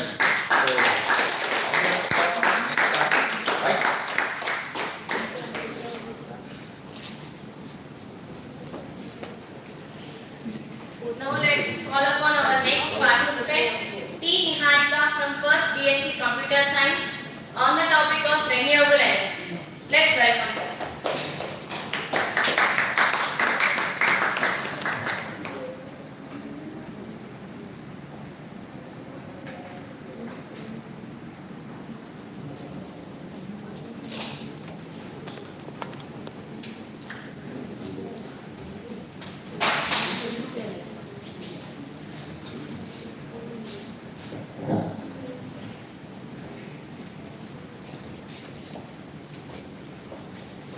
Good morning to one and all. My name is Sri Niharika. I am currently pursuing BSc Computer Science. BSc Computer Science. Today I am presenting about renewable energy and future technology. Imagine a world where there is no electricity and no power bills and no power cuts is using, then it is possible that world renewable energy and future technology. Then understanding the renewable energy. Renewable energy is that comes from the natural sources like sunlight and wind and water and biomass continuously available in nature. Importance of renewable energy. It is important to reduce pollution, fight climate change and provides a sustainable development. Types of renewable energy. Number 1, solar energy. Number 2, wind energy. Number 3, hydro energy. Number 4, biomass energy. Each of these plays a key role to sustainable development. Solar energy. Solar energy is used as the sunlight to electricity with using the solar panels. Solar technology. Solar technology is using the sunlight with the solar panels of photovoltaic cells. Application. It is used in the homes and industries. Advantages. It reduces the low cost and reduces the bills. Limitations. It is used to only on the satellite depends. It not works on the night. Future potential. It works the reduce the low cost of people. Next, wind energy overview. Wind energy works with the turbines to convert electricity. Wind turbine systems and energy efficiency and environmental impact and rotates. Wind turbine systems are converts with the rotors with the electricity.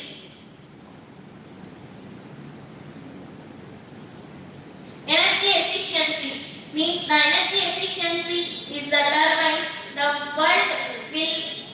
wind energy is used to sunlight and converts the power of heat. Environmental impact. The global warming and greenhouse effect does not damage. Next, growth trends that will affect the whole country and sustainable. Hydropower overview. Then hydropower systems. We use the hydropower systems to generate the dams and using the electricity with the water. Geothermal energy means produce the heat and all to power the hydropower and sustain the low cost. Energy reliability means we use the energy for using the sustain to clean the thermal energy and water. This long-term availability means long time the system will update and be key. Biomass energy. Biomass energy is the energy of the biomass sources come from the plants and large animals, agriculture wastes, emission conversion from the combustion and fermentation, waste rejection. It will carbon dioxide will be spoils the nature. That's why we will protect from the nature and pollution. Then carbon neutrality. Carbon neutrality is the best way to provide. Carbon neutrality is the first. We want to reduce the harmful natures and CO2 environmental benefits. Reduce the greenhouse gas emissions. It will harm the emissions. Next, improve air quality. Improved air quality means we will breathe the air peacefully and sustain. Next, climate change migration. Climate change and conversion of the natural resources. Ecosystem protection. We will protect the ecosystem. Then we will sustain the development. Challenges and limitations. First, high investment. We will invest in the high initial investment and energy store is an issue.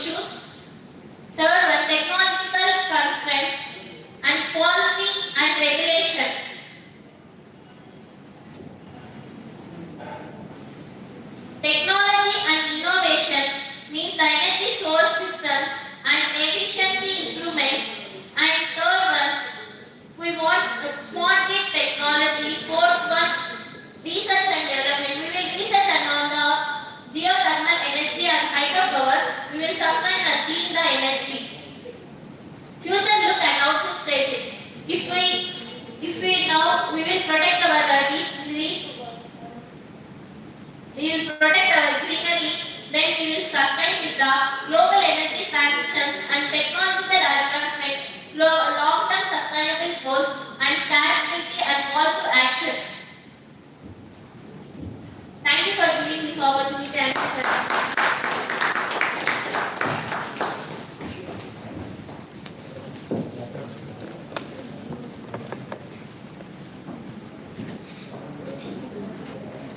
Great presentation by Niharika. Now let's call upon our next participant, K. Mithun Natarajan from First BSc Artificial Intelligence on the topic of math problem.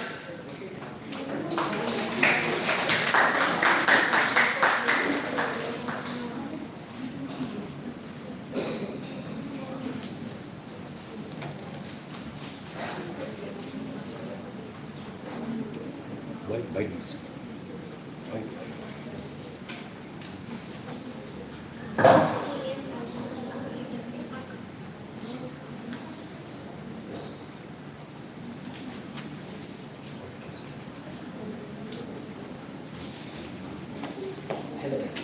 A warm good morning to everyone who are presented here, our faculties and our respected dignities and my dear friends. Today, first of all, I will introduce myself. My name is K. Mithun Natarajan. I am currently pursuing first BSc AI in Sri Kanamukadi College. Now today, let me introduce my topic is Python. What is meant by Python? Introduction to Python. Python is a high-level interpreted language. Now, first of all, what is meant by high level? High level means the language which can understandable by a human. For the computers or understand only a binary language, but the input we will give in a normal language, what we know. But the internally, the language, the computers are converted into a binary language, then it gives the output by the human understandable language that we call as high level language. What is meant by interpreted? Interpreted means it is easy to understand what we are. It is easy to understand what the content have given. And next one is who was created. The Gudovan process was created in 1991, but it was already designed in 1989. Then he released in 1991, and simple and easy to read the syntax. The Python language is very easy, including instead of the C and the languages like C and Java, there is a huge amount of code. But in Python, we can easy to read the syntax. Suppose multiple paradigms. What is meant by paradigms? Paradigms means it is used to patterns recognition and a broad, huge amount of frameworks and hooks, producers and functions. Open source. Python is open source and free. We can install easily without any database. The Python is used in web development, data sciences, AI, artificial intelligence, machine learning, and automation. Rich in libraries and strong community. There is many libraries are installed in a Python to analyze the data very easily. Use it for application development. Here, application means nothing but apps. Use a case-sensitive language. Introduction of matplotlib. Matplotlib, Python libraries are pre-written code. What is meant by pre-written code means when the Python was developed, the developers are already included some pre-written codes instead of the users are used. That makes the program easier. In Python and Java, we need to write our code. But in Python, the Python program already given us some pre-written codes that makes easier to do the programs. They help to save time and effort. used for tasks like data analysis, web development, and AI. There is some libraries. First of all, what is meant by library? Library means a pre-written tool. There is some libraries like such as NumPy, Pandas, Matplotlib, Django, and Seaborn. Now my topic is Matplotlib. Matplotlib. First of all, the Matplotlib was created by John S. First of all, then Matplotlib. What is meant by Matplotlib? There is three words like Matplotlib. First one, mat means a matrix is nothing but a mathematics or represent data in rows and columns, numerical data. And next one is plot. Plot means a graphs and charts to visual data. And library means a collect of pre-written codes in Python. And what is Matplotlib? A Matplotlib is a popular Python library used for data visualization.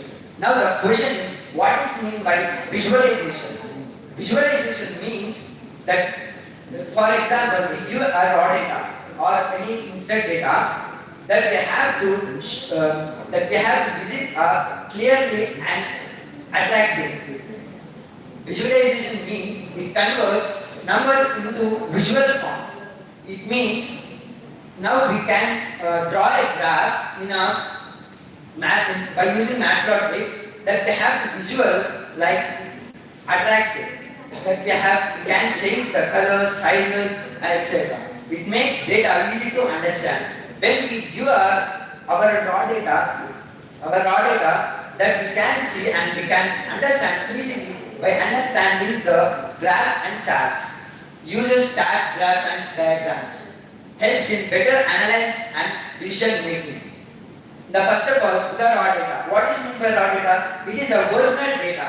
The original data we will include in a Matplotlib library. It makes the internally to make the attractive and then a visual graphs. It convert into visual graphs. Visual graphs means the graphs which we can see by attracting or by designing sizes, increasing, by using markers, etc. By using to visualize data using graphs and charts helps to identify patterns and trends. In this, the patterns and trends means in our data we will give some we'll give the data. It can convert into lines or else anything.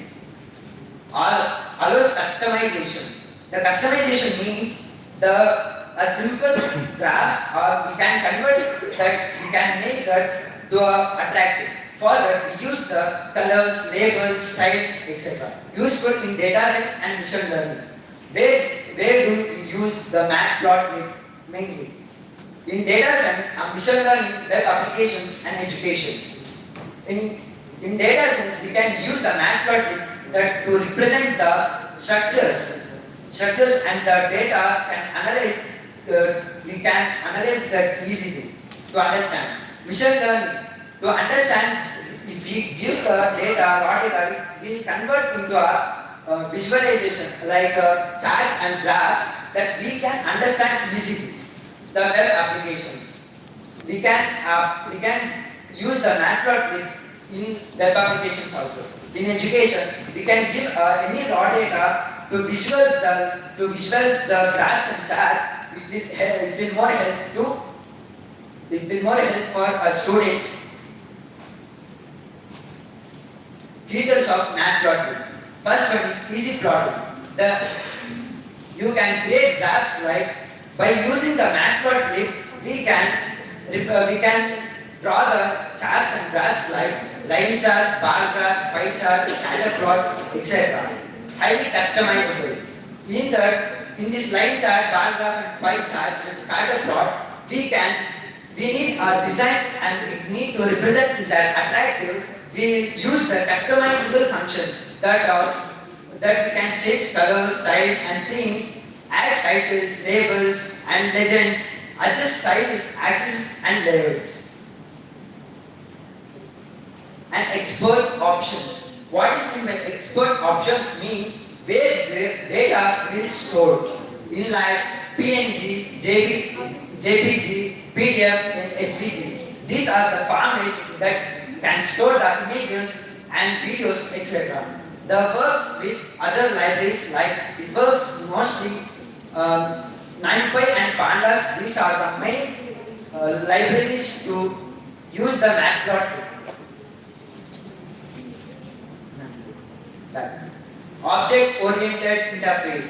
First of all, interface means the what we can see the area. What we can see the area after the creating a graph that we call as interface. Then oriented. What is meant by oriented? The oriented means that the creating the method of graphs and creating easily by using some objects. Objects are some objects like cases and data sets. Then figures and axes. First of all, figures means what it is called as blueprint also. Blueprint also it means a whole graph. What we are creating a graph, that whole graph also created a figures. We can use it. And then axes. What is meant by axis means the plotting area, which the area will plot. Plot means nothing but graphs and charts. That's all called axes. Simple summary. Matplotlib means create. We will take our raw data and we will create it and use the customized functions to show the data into attractive and colors and plus save graphs. By using the expert option, we can save the graphs in the PDF, GNG, SVG in the graphs. Last 4 The- minutes now. Installation of Matplotlib. I will show to a real time.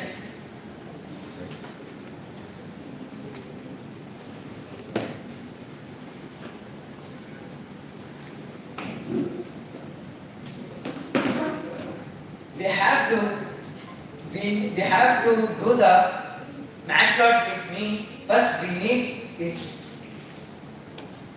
First we have to open the CMD.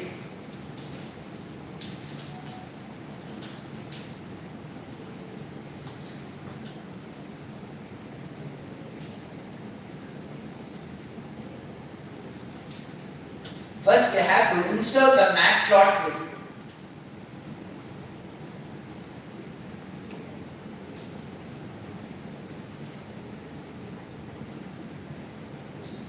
We have already installed it, so you can see here it is already installed. Then first of all we have to show that we need to use the Matplotlib means we need a Python.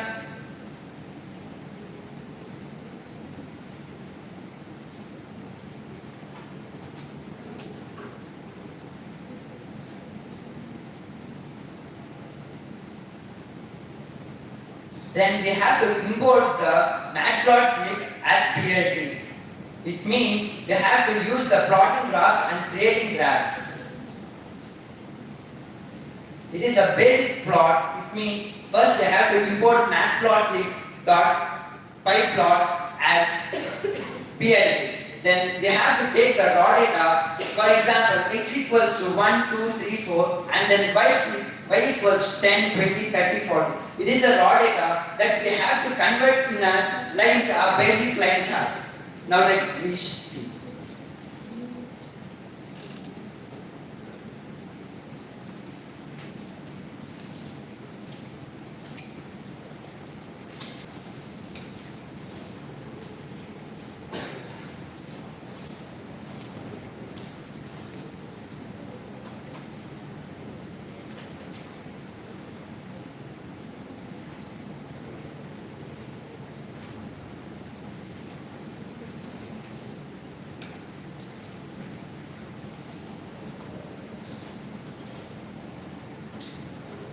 See, I have created a graph like students, process. See, this x-axis and y-axis I have already given the data. Now we want to add titles.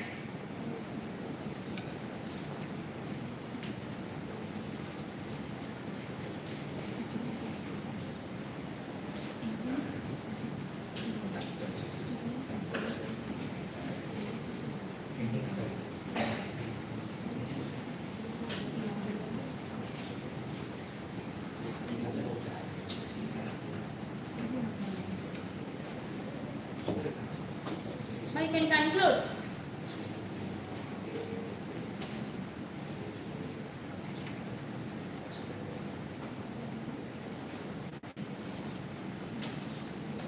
This is I have presented you that how we have to convert the graphs and charts by using Python, the library Matplotlib. Thank you for giving this a golden opportunity.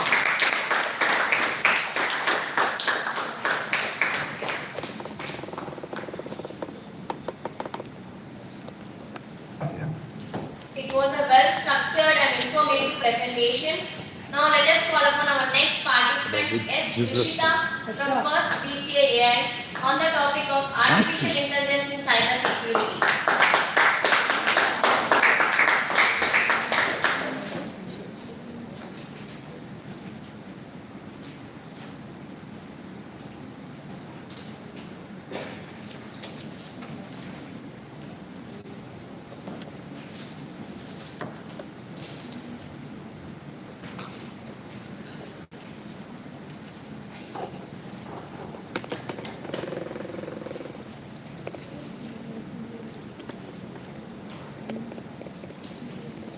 Good afternoon to the respected teachers and my dear friends. I am Rishita from BCA. Today I am going to present a seminar on artificial intelligence, the new frontier of cyber security. So first we'll try to understand the topic. So artificial intelligence is a major game changer nowadays, and frontier is nothing but a new and rapidly evolving area in cyber security. And our subtitle is strengthening defense and navigating emerging threats. So this is nothing but AI is used in detecting the cyber attacks even before they can happen. Now I am going to present this seminar in 4 parts. The first part is the new reality. Second part is AI as the shield.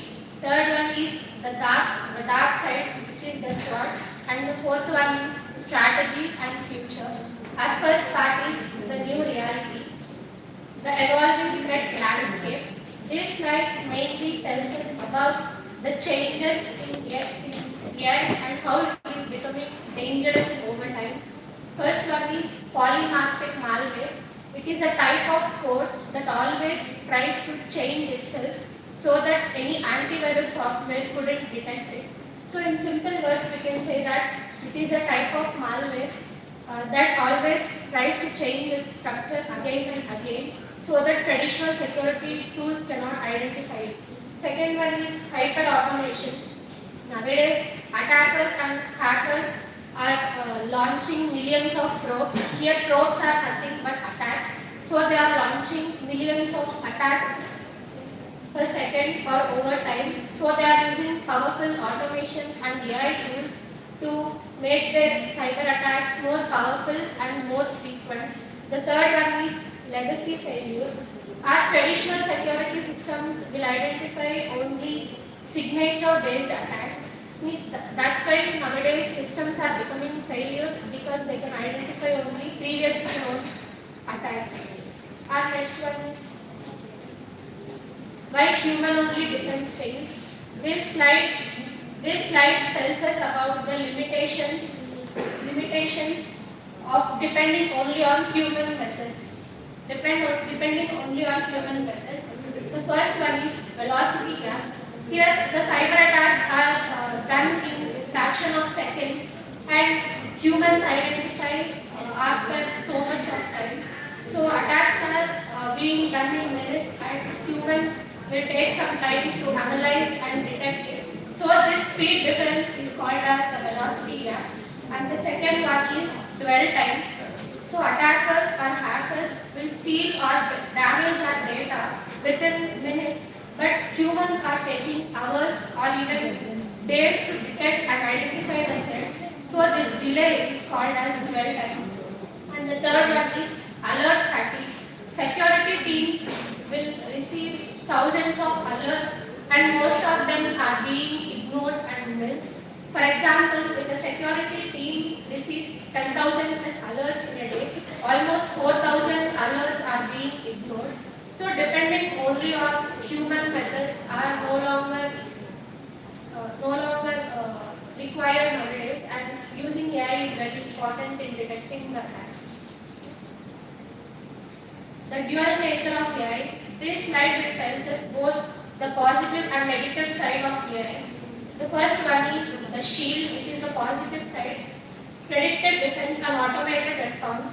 Nowadays, AI is used to detect the attacks before and also responds automatically without any human commands. The SWOT, which is the negative side of AI. Attackers are using AI to increase the power of their attacks. So, for example, in social engineering and vulnerability discovery, the reality protecting ourselves from the cyber attacks without using AI defense is very difficult nowadays. It is like bringing a sword to a drone war. Part 2 is AI as the shield, predictive threat intelligence. So AI always learns from normal and abnormal patterns. It also identifies pre-attack behaviors like typing the password multiple times or unusual file access. For example, if a person tries to type multiple passwords in a short span of time, it flags it as a malpractice. Next one is zero-day protection. It is a new type of vulnerability in society. Even developers cannot recognize it. For example, when new virus is launched into the society, even before the developers can recognize it, AI will detect it from the patterns. The next one is global context. As we know, AI always learns from the data we give to it. So it analyzes from the billions of data sets around the world and always tries to improve itself. Next, behavioral analytics and zero trust.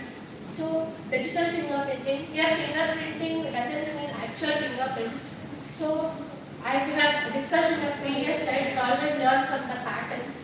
So it always recognizes how a person types, clicks or moves the cursors. For example, always the user types fast and one time he types slow, it also flags that person. Next, anomaly detection. If a person always logs in from one IP or he logs in at a particular time, and sometimes if attacker or a hacker tries to log in from an unusual IP or in an unusual time, it also flags that user. Next one is contextual access. AI always follows the policy, always verify, never trust. AI always verifies the user and never trust the user. Autonomous incident response, SOAR, security, orchestration, automation, and response. Auto quarantine. If a system gets attacked, it isolates itself, and this happens in milliseconds. For example, if a system is hacked or it is attacked, it isolates itself from the network so that the attack wouldn't spread. The next one is self-healing networks. So these are the systems that always try to detect and recover from the attack automatically. For example, in a DDoS attack means a flood of fake traffic. It guides the user a safe path and also it prevents the misleading traffic. Next, zero human intervention. Most of the cyber attacks are being solved by the AI systems and there is no need for any security analyst. Combating deep fakes and phishing. So this slide tells us how attackers create fake videos, images, and first try to gain the trust of the users, and then they'll perform the cyber attacks. First one is natural language processing analysis. AI system always it tries to verify the unhuman patterns in AI written emails. There will be some difference in AI written emails and humans written emails. AI written emails will be perfect and the vocabulary is also somewhat different when compared to human written emails. Next, voice verification. Voice verification. Spot synthetic audio. AI systems always recognizes the user's tone, accent and everything. So if attacker or hacker tries to do any money scams over phones, it always flags it. Next one is visual forensics. So these are the scams in video calls. AI always looks for, it always recognizes the blinking patterns, your facial features, everything, and it will also detect the video call scams. The third part is the dark side of AI, which is the SWOT. Adversarial data and poisoning. First one, data poisoning. As we all know, AI learns from the data set. So attackers will try to make some mistakes in the training data set. So the AI makes incorrect decisions. Next, evasion attacks. And they try to make the wrong data look like a normal data. For example, in traffic systems mainly. So instead of so AI should always be your strength, but instead of becoming your strength, it will be your biggest vulnerability. Part 4. Building an AI first security culture. So human always concentrates on strategy and thinking, and AI always concentrates on volume. Means it can work with large volumes of data sets and it detects the attacks. And continuous training, we should always weekly or even possible daily, we should verify and check our AI models if they are working correctly or they are making any mistakes, so we can rectify the mistakes.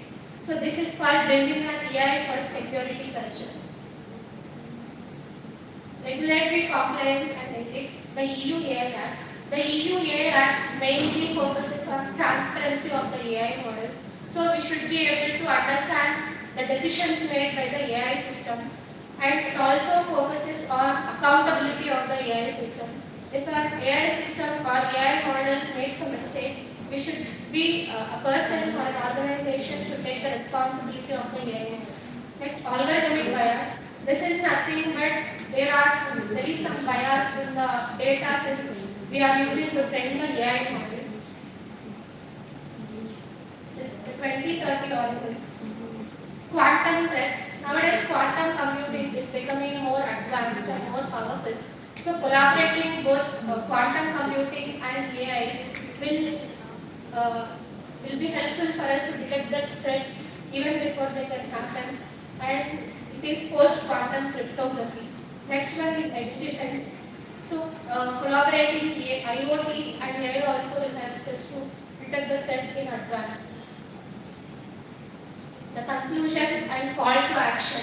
AI is the attacker's new force multiplier. It is used by both attackers and defenders. It depends on how we use the AI. And automation is the only way to scale the defense. We have to improve the automation and AI tools. The human role is shifting to governance and strategy. Humans should mainly focus on strategy and thinking, and AI always focuses on large data sets and detecting the cyber threats. Thank you for being here.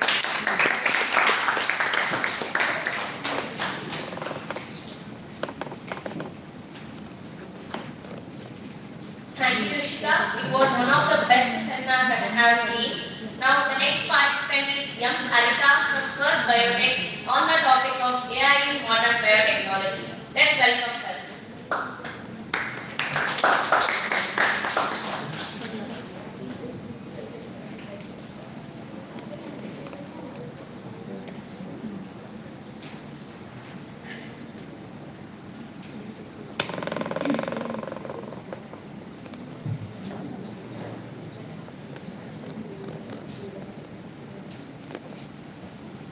All the best. A warm good morning to respected faculty members and my dear friends. Today I am going to discuss discuss about artificial intelligence in drug discovery. I am Hedda from the Department of Biotechnology. Let's explore how AI is transforming modern medicine. Drug discovery is the process of finding new medicines to treat diseases. This process is traditionally very low, takes around 10 to 15 years. It is extremely expensive, costing billions of dollars. The success rate is very low, less than 10%.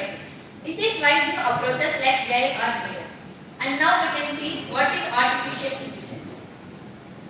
Artificial intelligence refers like human. Artificial intelligence refers to human knowledge. It mimics like human intelligence. It includes machine learning and deep learning. It has capacity to recognize pattern recognition, prediction, and data analysis. This is why AI are needed in research development. And next, drug discovery. Why AI in drug discovery? AI can handle large amount of biological and chemical data.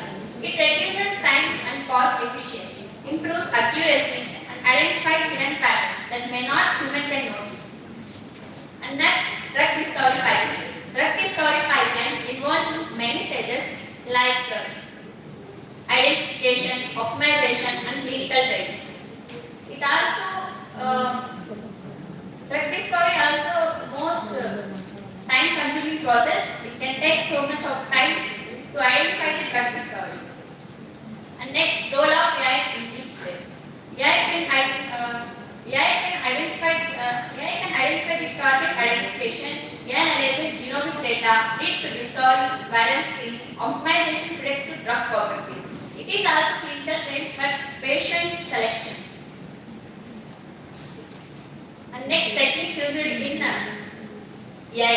In AI, various techniques are used in artificial intelligence. And first one is machine learning. Machine learning used to identify the prediction and data analysis. And deep learning used for the complex pattern recognition. And acceleration of the molecules of the automatically extracted analysis and structuring the vast amount of the unstructured data. Applications of AI. Drug-target interaction, viral drug screening, drug regulatory and toxicity predictions. Example case study. You can see the real example of COVID-19. During COVID-19,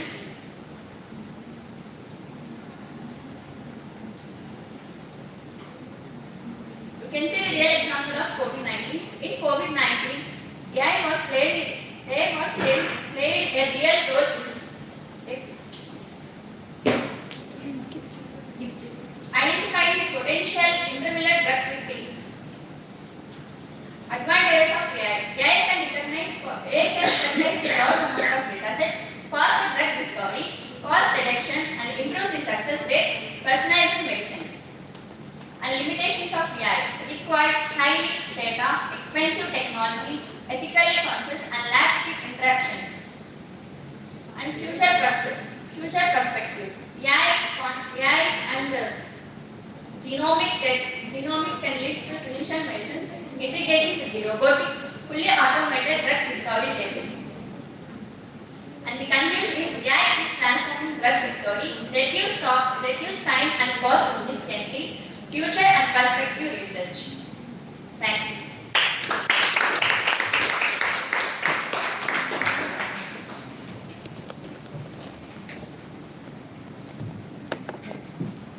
Thank you, Harita. It's good to listen to many AI terms from a bioscience friend. It was very nice. Now, the next participant is P. Shankar from First BCA Journal on the topic of artificial intelligence, its powers and problems. Let's welcome him.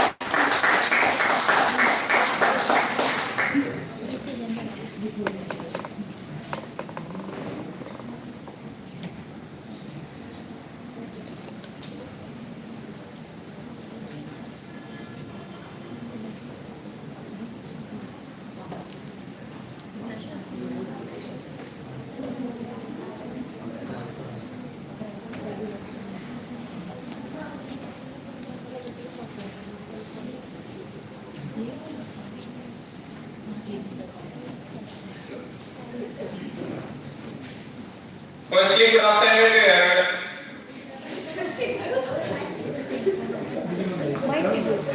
Mike teachers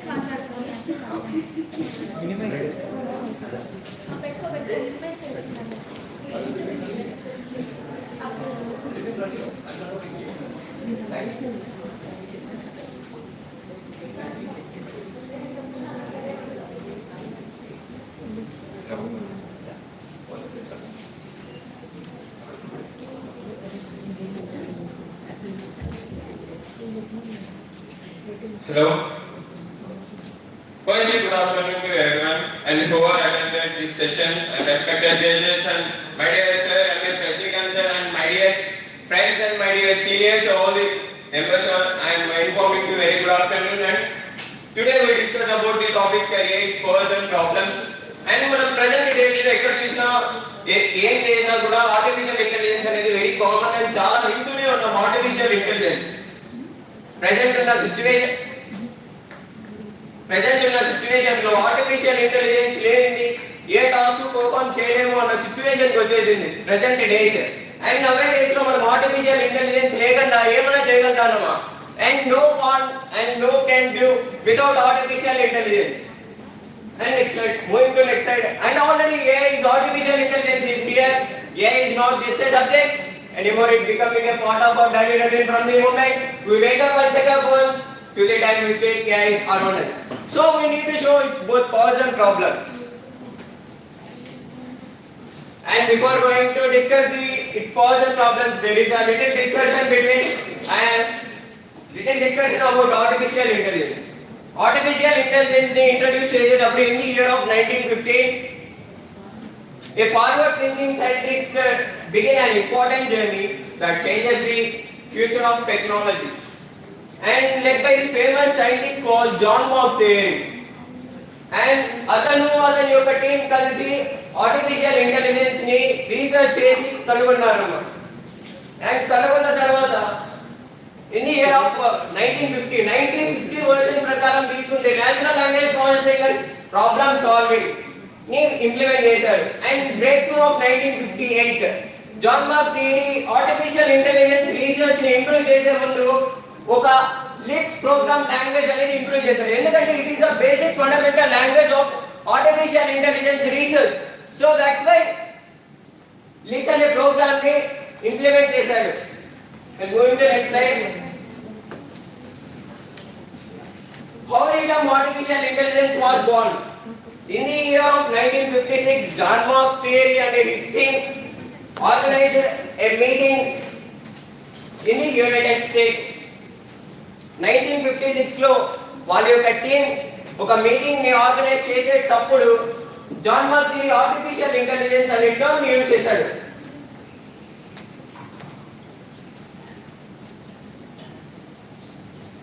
Key contributions of artificial intelligence and artificial intelligence research time లో అతనితో పాటు అతని యొక్క team John McCarthy and Alan Turing, Marvin Minsky and Newman and Simon, వీళ్ళందరూ key contributions of artificial intelligence.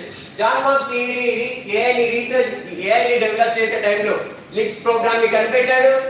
And Alan Turing అనే scientist Turing test ని implement చేశాడు. Turing test అంటే ఏం లేదు, మిషన్ యొక్క ఇనిషియాలిటీ అండ్ ఫంక్షనాలిటీ గురించి తెలియజేయడాన్ని ట్యూరింగ్ టెస్ట్ అంటారు. అండ్ మార్విన్ మిన్స్కీ అండ్ ఇతను కో-ఫౌండర్ ఎందుకంటే నేచురల్ నెట్వర్క్స్ అండ్ రోబోటిక్స్ కి co-founder Marvin Minsky. And Newman and Simon వీరిద్దరూ ఆర్టిఫిషియల్ ఇంటెలిజెన్స్ రన్ కావడానికి theorist and logical operators the first AI program ni rasaru.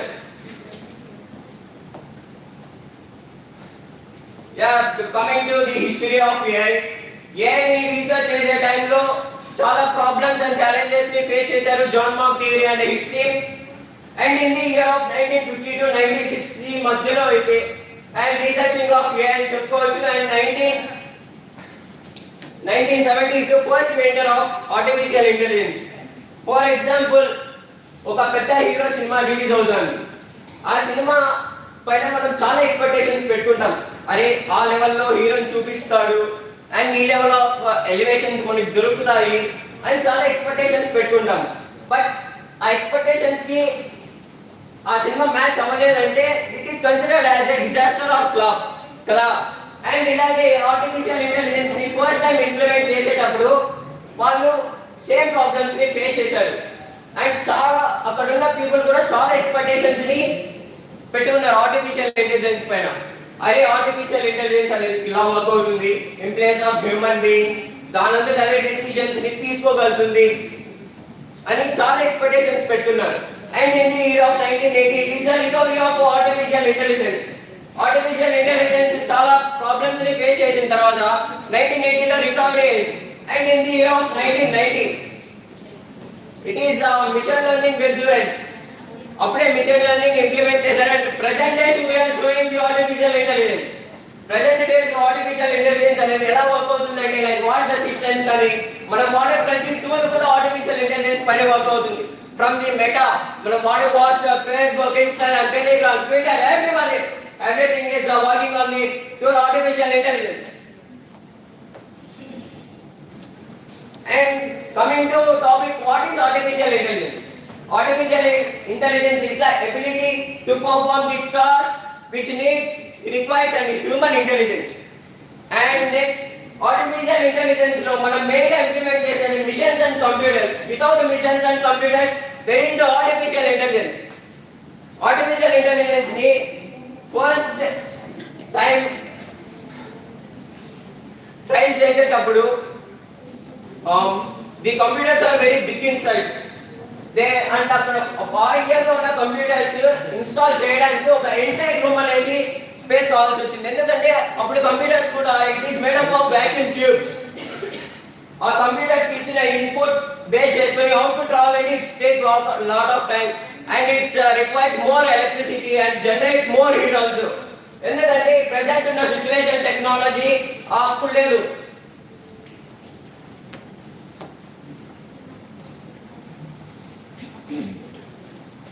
And the powers of AI. Present days లో మనం AI ని base చేసుకొని fast decision makings కానీ automation of work కానీ and including improvement of health care and fast making decisions మనము ChatGPT కానీ లేదా Gemini కానీ లేదా సపరేట్ AI టూల్స్ ప్లాట్ఫామ్స్ ఉన్నాయి కదా వాటికి కానీ మనం ఏదైనా ప్రాంప్ట్ ఇచ్చి అరే ఇలా ఉండాలి లైక్ ఒక ఫోటోని ఎన్హాన్స్ చేయాలి మనం ఆటోమేటిక్గా ప్రాంప్ట్ ఇస్తాము. ఆ ప్రాంప్ట్ ఏమవుతుంది మనం పేస్ట్ చేస్తాము, తర్వాత ప్రాసెసింగ్ అవుతుంది, next it's become output and automation of works. ఒక హ్యూమన్ అనేవాడు ఆర్టిఫిషియల్ ఇంటెలిజెన్స్ కి సింగిల్ టాస్క్ ఎన్నిసార్లు ఇచ్చినా అది బోర్ అవ్వకుండా ఆ టాస్క్ ని కంటిన్యూస్ గా పర్ఫామ్ చేసింది. ఎన్నిసార్లు అన్నా ఇవ్వు అదే టాస్క్ అలానే పర్ఫామ్ చేసింది. లేదంటే in place of human beings ఆ టాస్క్ మనం ఏదైతే ఇవ్వగలుగుతామో ఏదైతే ఇస్తామో దాన్ని డిఫరెంట్ వేస్ లో కూడా అది ఇంప్లిమెంట్ చేయగలదు. And improvement in health care లో కూడా artificial intelligence key role play చేసింది. ఎందుకంటే artificial intelligence early prediction in health. మనకి ఏదైనా హెల్త్ బాగలేక ఆర్టిఫిషియల్ ఇంటెలిజెన్స్ ని అడిగాము, లేదంటే డాక్టర్స్ రిపోర్ట్ ని ఆర్టిఫిషియల్ ఇంటెలిజెన్స్ ఇచ్చారు, అవి స్కాన్ చేసుకొని బెటర్ ప్రిడిక్షన్స్ ని ఇవ్వగలుగుతుంది. మన హెల్త్ ఇలా ఉంది, ఈ స్టేజెస్ లో ఉంది, మనం ఈ టైప్ ఆఫ్ మెడిసిన్స్ తీసుకోవాలి అండ్ అప్పుడే మన హెల్త్ క్యూర్ అవుతుంది అని కూడా ఆర్టిఫిషియల్ ఇంటెలిజెన్స్ చెప్తుంది. And next topic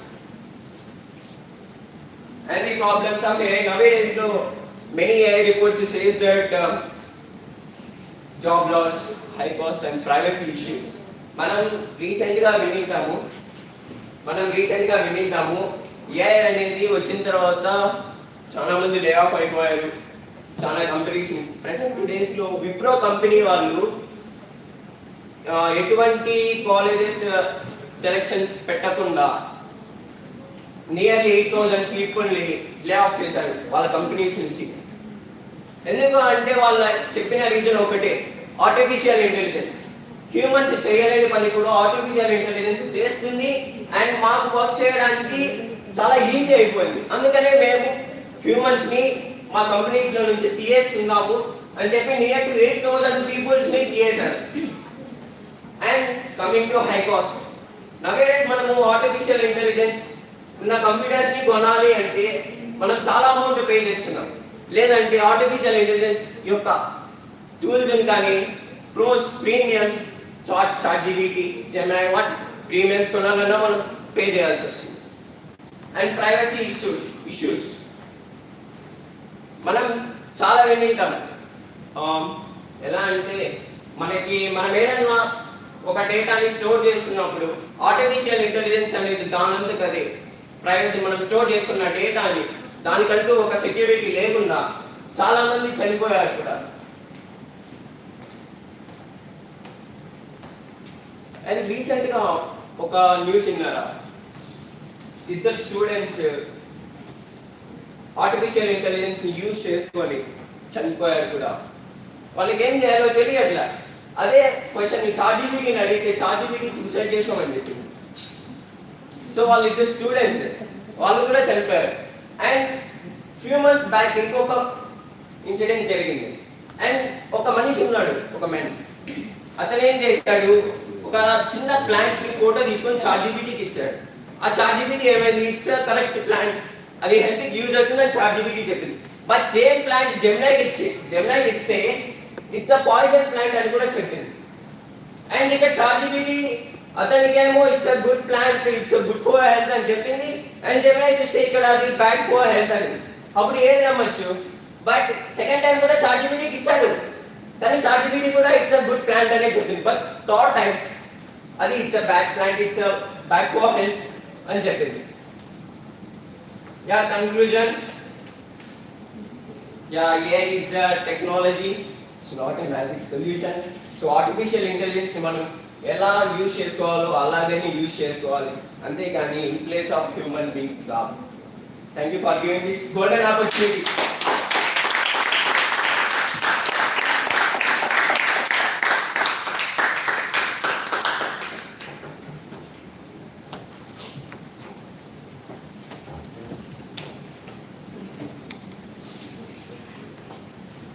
Wow, what an energy and what a power.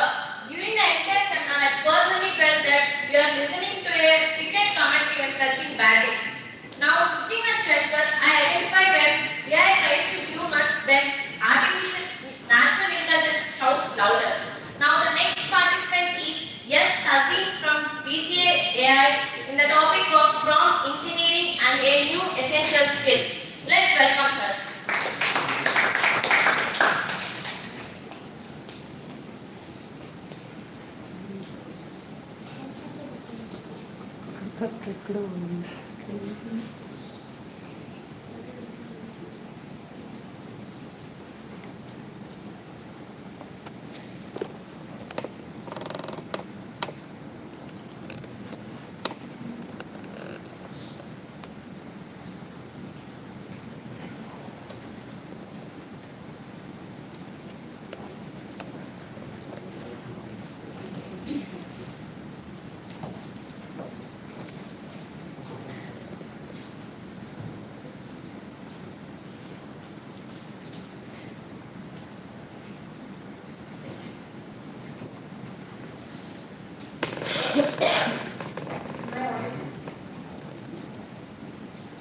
So it's summer, so it's no longer long. Like as I telling a very hot good afternoon to all the respected dignitaries who are present, of the dais, and all of my batchmates who are present in this hall, and a very thank you to the persons who are personally conducting this by with all of their hard work and effort. Before going with the topic, I'd like to give a small introduction about myself. I am Kazim Sheikh, a first year BCA AI student. And the reason why I chose this topic was because this had a particular incident. For the very first day when I joined this college and went back to home, my brother told that you belong to the background of computer applications, and trust me, you can never get a job if you are not going to learn C language, Java, Python. But after a few months, I came across this thing, prompt engineering, a new essential skill. Prompt engineering, what is prompt engineering? Next. So, what is prompt? I'd like to ask one question. How many of the persons, how many of the batchmates who are present here, as soon as heard 10 days ago that we have to deliver a seminar, how many of the present most used AI application that is called as ChatGPT, open the search bar, type that, hey, I'm thinking of giving a seminar. Can you please suggest me a topic? How many of you guys included that? Please, genuine answer. Everybody does that, right? You know what is that called as? Prompt. What is prompt? The starting point of every AI interaction. Prompt is nothing but giving input or information to that one AI application so that you could get better and accurate results. Now, most of the people think that, oh God, what is this prompt? Does this really require English? Imagine I belong to southern states, right? A person from North Korea or a person from Russia comes and speaks to me in their language. Will I be able to understand that? Now, Russian language, now Korean language. Why only English is because English is a universal language. Everybody uses that. And most of the AI application tools still now that have been developed are only developed in English. So in order to get better and accurate results, people and humans refer using English so that we could give a better prompt and so that we could generate a better result. Next slide. Why prompting matters? Small changes in wording can create big differences. In the upcoming slide, I'm also going to show that. The very first thing is clear prompt reduces misunderstandings and irrelevant results. See, there are certain words in English that are having the same spelling, yet they differ according to the situation. So while giving any prompt, we have to make sure that we are using correct sentences, correct words according to the situation. The second thing is detailed instructions help AI produce more specific and useful answers. Everybody present here must have gone through ChatGPT to generate pictures so that they could use in their seminar or in their slides. I'm pretty sure that everyone must have given detailed instructions. And that's the reason I have seen so much accurate prompt generated pictures or slides or whatever that the people have given here. The third thing is structured prompts improve more consistency in repeated tasks. I have seen this many times. We open one AI application, we keep on searching same thing 5 to 6 times, and this time we are not going to get a accurate result. I feel like that thing is really bad, we have to change it. The fourth thing is good prompting saves time by reducing the need for multiple versions. I came across this one app called as Hazen. Okay? Hazen is nothing but an AI app that can generate an entire video, AI generated video within 15 minutes of time. In general, by using the traditional coding, the traditional practices, it takes lakhs of time for us to code, to debug that, to generate the video, and it takes a lot of time, it consumes a lot of time. But by using Hagen, you have to do nothing, you just have to give the simple prompt, whatever you are meaning, and you have to give your facial picture or a video, short video, and that's it. Boom, you can generate an entire AI generated video within fraction of minutes. And that's how we can save time and we can also reduce the human pressure. Can we go to the next slide?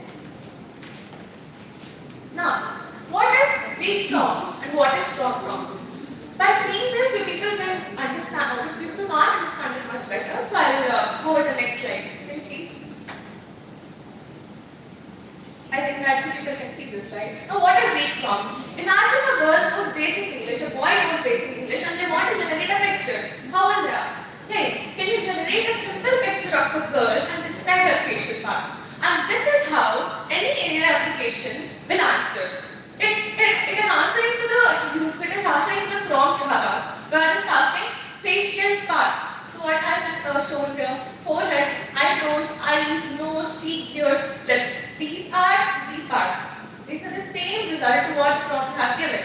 But imagine, I know better English, I know better words, I know better vocabulary, and I am kind of belonging to a biological background, a biology student. And I ask that I have a presentation to give, and I need facial parts, tissues, muscles, and bones. Can you please generate it? Can you show me the next slide?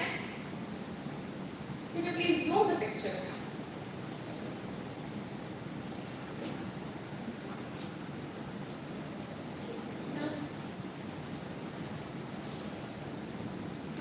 Please zoom out. Zoom it out completely. Zoom it out completely. Zoom it out completely. prompt. What have I asked here? Can you generate an image or draw an image using infographics? That is a really new update in ChatGPT. In case you have used it recently, you might have seen that. Of a person's facial parts, its muscle names, you can see it, right? And facial tissues, and also the bones that are present in there using your latest update. See what it has generated. According to that, facial parts, exactly what it has generated, and the facial muscles. I honestly feel like I don't regret anymore not joining MBBS because just looking at those names itself made me shook. Look at those names. Frontalis, corrugator supercilli, I can't even pronounce them. Now, going to the facial tissues. We have many facial tissues, 4 or 5 epithelial tissues. Look it up. And also there are totally 14 bones in the face.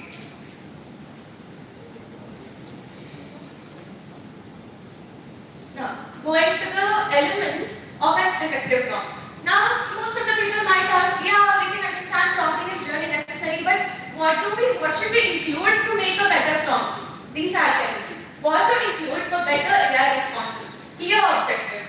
First of all, you should be really clear with what you really want to get. Being myself a content creator, at the very first initial stages, I never used ChatGPT. But later then I realized that we can actually make our work much easier, and I started making clear objective what is the exact thing what I want to get, what you want the AI to do. The second thing is relevant context, background information or situation. Imagine you want to generate a picture of a girl standing in rain and there is a kind of river flowing in front of her. So you have to really be clear. Even you have to get that in the prompt also. Now, specific format, how the answers should be structured. You can even ask that while giving the prompt itself, that how do you exactly want the video to be. Now, the fourth thing is tone or style. If you really want it to be very formal, if you really want to generate a formal letter, you can give it as formal or as casual or a technical or even as creative. The fifth one is constraints, word limit, audience type or content comments. Now, there are certain kind of restrictions that every single AI application or any format is having. So, we have to make sure that we are giving it certain kind of word limit or even content boundaries also. Can you go to the next slide? Now, do you know how many people are using prompting in their daily life? Coming to the writing assistant, it might be for blogging, it might be for magazines, it might be for even making articles. 35% of people are using it in their daily life according to the newest updates. And now, learning or explanations. It might be even for making clear explanations or even it might be for teachers who are using it in their daily life. The total percentage is 25%. Now, it might be for content creation, it might be for even influencers or it might be even for idea generation like this to give seminars. Total percentage is 20. Now, coding or technical help. Do you know this?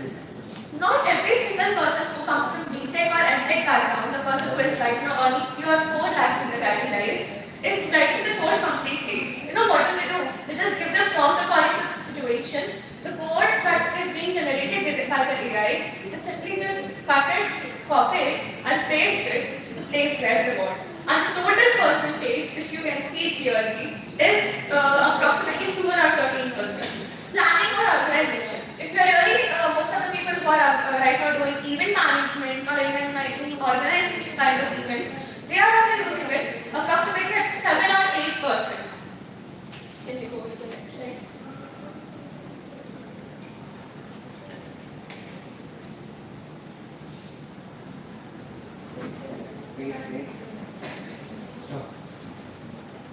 What are the common mistakes with writing prompts? These are the common mistakes that I have personally found while writing or even generating a prompt. Why simple prompts fail to deliver good results? Just like how you people saw the weak prompt that I have shown you, why did it not come that accurate as I was expecting it to come? The reasons are asking questions that are too broad or general. The second one, not providing enough context for the task. So many doesn't.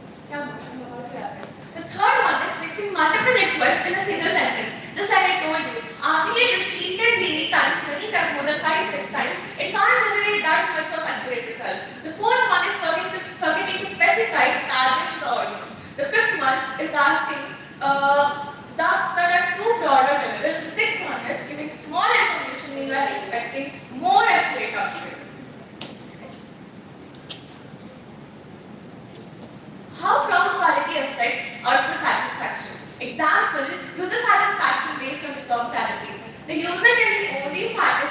while doing this prompting based on this thing. 30% for the detailed prompt, structured prompt for the 32.5%, vague prompt for 14% and moderately clear 22.7%. The future of human AI communication, from simple commands to natural collaboration. Speaking with the chatbot assistants and AI applications doesn't feel like you're actually speaking to any AI application, but it's feeling lately like you're actually speaking to a normal person. Just in case if you feel, most of the people, even if they are in bad mood, most of the people if they have went through something really bad, they simply, instead of preferring to speaking with humans nowadays, they are opening the chatbot assistants and they're simply telling it whatever they want. So it feels like we are actually communicating with a human. It doesn't feel like we are actually communicating with an AI-made generated application. As AI systems become more advanced, interacting with them will feel more like collaborating with a digital partner, learn more efficiently and create higher quality results. Prompt engineering may soon become a standard digital literacy skill, similar to using search engines or writing emails. The only thing that I can tell is AI is no more the future is now. Thank you so much for giving me this golden opportunity.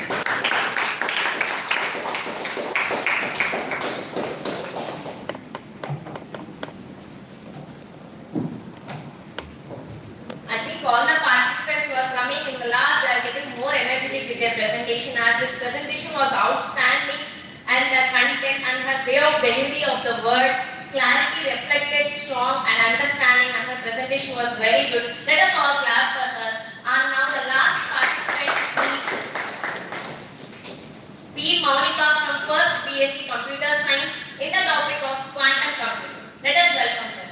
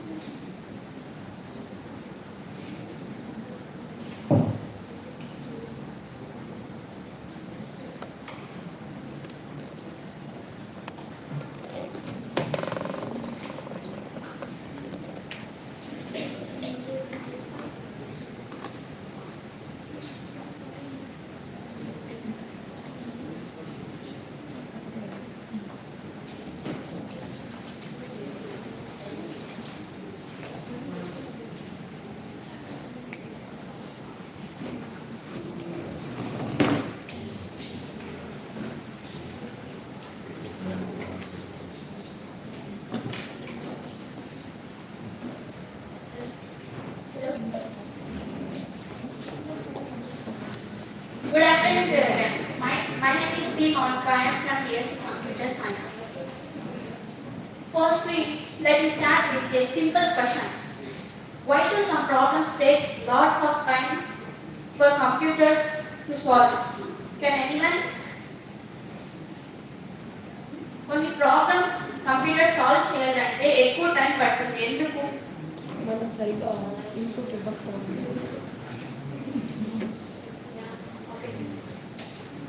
Because classical computers అనేది step by step work చేస్తాయి. And ఇప్పుడు నేను చెప్పబోయే topic quantum computing. With the help of quantum computing, we solve many problems at once. Now let us see what is quantum computing. It is a new generation computing technology.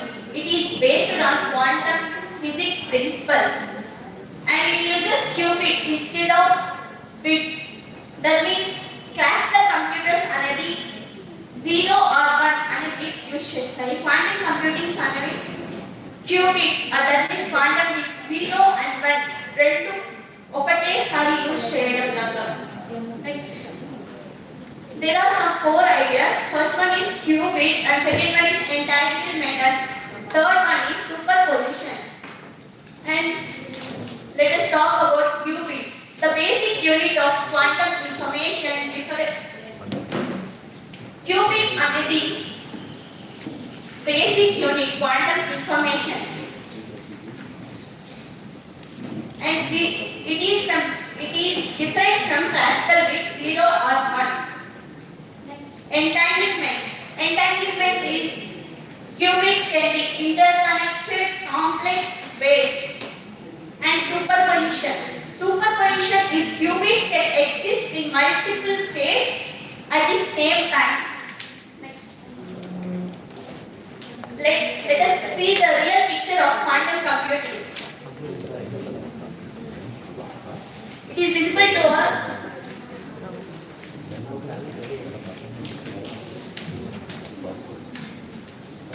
Now let us see classical vs quantum computing. The main key differences between classical vs quantum computing is first classical computing. Classical computers are uses bit 0 or 1 and they are sequential processing and they are limited by linear scaling. And the quantum computing are uses few bits 0, 1 or more. ఇంతకు చెప్పాను కదా అవి 0 or 1 తీసుకుంటాయి and quantum computing అనేది 0 and 1 both use చేస్తాయి and quantum computing లో parallel processing quantum computing is in parallel processing possibilities. Next, the comparison insights is classical computers are efficient for everyday tasks. మనం classical computers అనేది everyday tasks చేయడానికి ఈజీగా ఉంటుంది కానీ మనకి ఇంకా వర్క్ స్పీడ్గా అవ్వాలి అంటే క్వాంటమ్ కంప్యూటింగ్ యూస్ చేస్తాం అండ్ ఒక రియల్ టైమ్ ఎగ్జాంపుల్ తీసుకుందాము ఇప్పుడు ఒక 100 పేజెస్ బుక్లో మనం ఒక నెంబర్ కనుక్కోవాలి అదే క్లాసికల్ కంప్యూటర్స్లో అయితే స్టెప్ బై స్టెప్ కనుక్కుంటారు అండ్ క్వాంటమ్ కంప్యూటింగ్లో అయితే many pages at once మనం search చేయొచ్చు. And the next topic, the core principles of quantum mechanics is there are mainly three scientific foundations. One is superposition and second one is entanglement and third one is quantum interference. First I would like to say what is superposition. Superposition means we will take an example like spinning a coin. ఒక coin ని మనం spin చేస్తాం అనుకోండి అది తెలియదు మనకి spin చేసినప్పుడు అది హెడ్స్ ఆ టైల్స్ అనేది తెలియదు so in quantum computing also whether head 0 నా 1 అనేది తెలియదు బోత్ సైమల్టేనియస్ గా వర్క్ చేస్తాయి and entanglement strong correction between qubits అంటే ఫర్ ఎగ్జాంపుల్ ఇప్పుడు 2 బెస్ట్ ఫ్రెండ్స్ ఉన్నారు అనుకోండి ఇప్పుడు ఏదైనా ప్రాబ్లం అని ఒక రియాక్ట్ అయితే అండ్ ఇంకొకరు కూడా రియాక్ట్ అవుతారు సేమ్ ఎంటాంగిల్మెంట్ అనేది కూడా అంటే అండ్ క్వాంటమ్ ఇంటర్ఫరెన్స్ అంటే మనకు తక్కువ టైంలో త్వరగా మన సొల్యూషన్ ఒక ప్రాబ్లమ్ కి త్వరగా సొల్యూషన్ కనుక్కోవచ్చు and the real fact is quantum behavior differs significantly from classical physics. Next.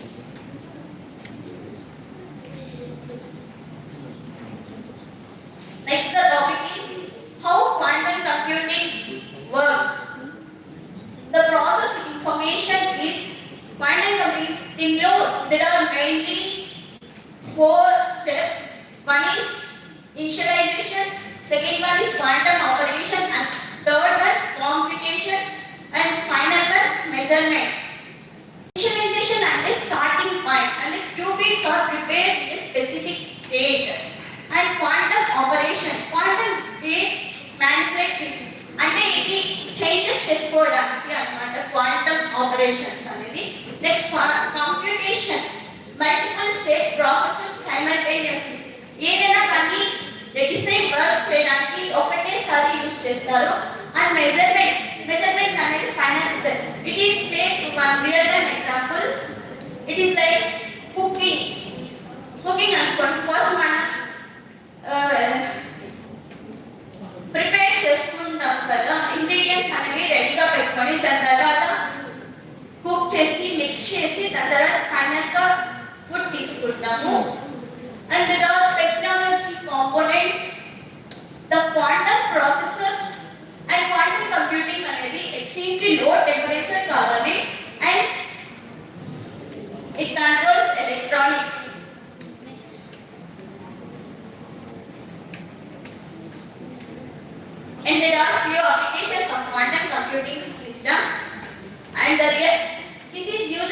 real world cases. First one is cryptography.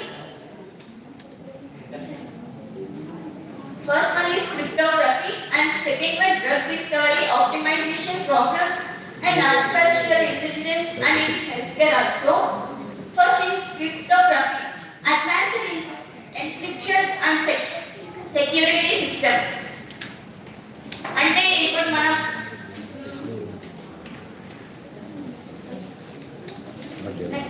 drug discovery, simulations of molecular structures and in artificial intelligence. Artificial intelligence మనం fast గా results పొందడానికి and మన data అనేది processing and మనం fast గా learn చేయడానికి ఈజీగా ఉంటుంది. అండ్ ఆప్టిమైజేషన్ ప్రాబ్లమ్స్ అంటే logistics and supply chain improvements. In health care, quantum computing అనేది హెల్త్ కేర్ లో స్పీడ్ గా మెడిసిన్స్ డ్రగ్ డిస్కవరీ చేయడానికి ఈజీగా ఉంటుంది. Next and the next topic, the advantages of quantum computing. Quantum computing, why it matters? First of all, speed, efficiency and advanced simulation and problem solving. It solves complex problems faster than classical computers and handles large data sets more effectively, and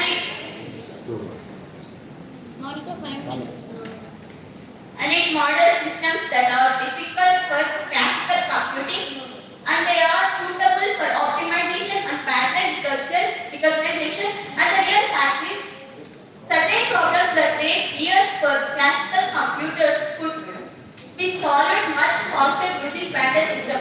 అంటే quantum కంప్యూటింగ్స్ ని use చేసుకొని మన results అనేది స్పీడ్గా తెచ్చుకోవచ్చు and A problems అయినా కూడా స్పీడ్గా సాల్వ్ చేయొచ్చు. Next, now let us see the challenges and limitations.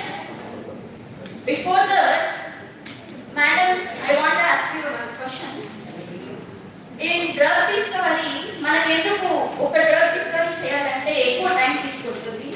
Because we have so many molecules to do and we need animal model and then డైరెక్ట్గా మనం హ్యూమన్స్కి ఇవ్వలేము దాన్ని. ఏ డ్రగ్ అయినా ఫస్ట్ కనుక్కున్నామంటే డైరెక్ట్గా హ్యూమన్స్కి ఇవ్వడానికి లేదు. We have so many clinical trials. Yes, madam. In classical computers, that step is followed step by step. First, చాలా molecules ని step by step తీసుకోవాలి. But in quantum computing, there is no that problem and ఈజీగా క్విక్గా drug discovery కూడా చేయొచ్చు. Next, technical challenges. Technical challenges are maintaining qubit stability and error rates in quantum system. The infrastructure requirements requires extremely low temperature and stability issues are too difficult to increase the number of qubits, and the cost factors high development and maintenance cost.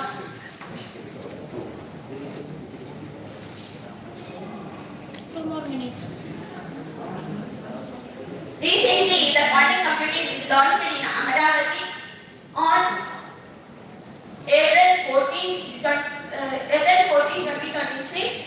The Quantum Valley is launched by Nara Chandrababu Naidu Garu, and there are two locations. One is Quantum SRM University, that is for students, and second one is Meta Towers, that is for researchers. Next. And finally, the future of quantum computing. మనకు ఫ్యూచర్లో quantum computing ఎట్లా ఉంటుందంటే మనం ఈజీగా స్పీడ్గా ఏ problem పైన స్పీడ్గా సొల్యూషన్ని తెచ్చుకోవచ్చు. The projection example, quantum computing is expected to play a major role in solving complex global challenges. And finally, the conclusion. I conclude that the quantum computing represents a revolutionary step in technology with the potential to transform how complex problems are solved. Finally, quantum computing అనేది మనకు classical computers కన్నా స్పీడ్గా work చేస్తుంది. And దీన్ని మనం సరిగా use చేసుకొని మన వర్క్ని speed Thank you for giving golden.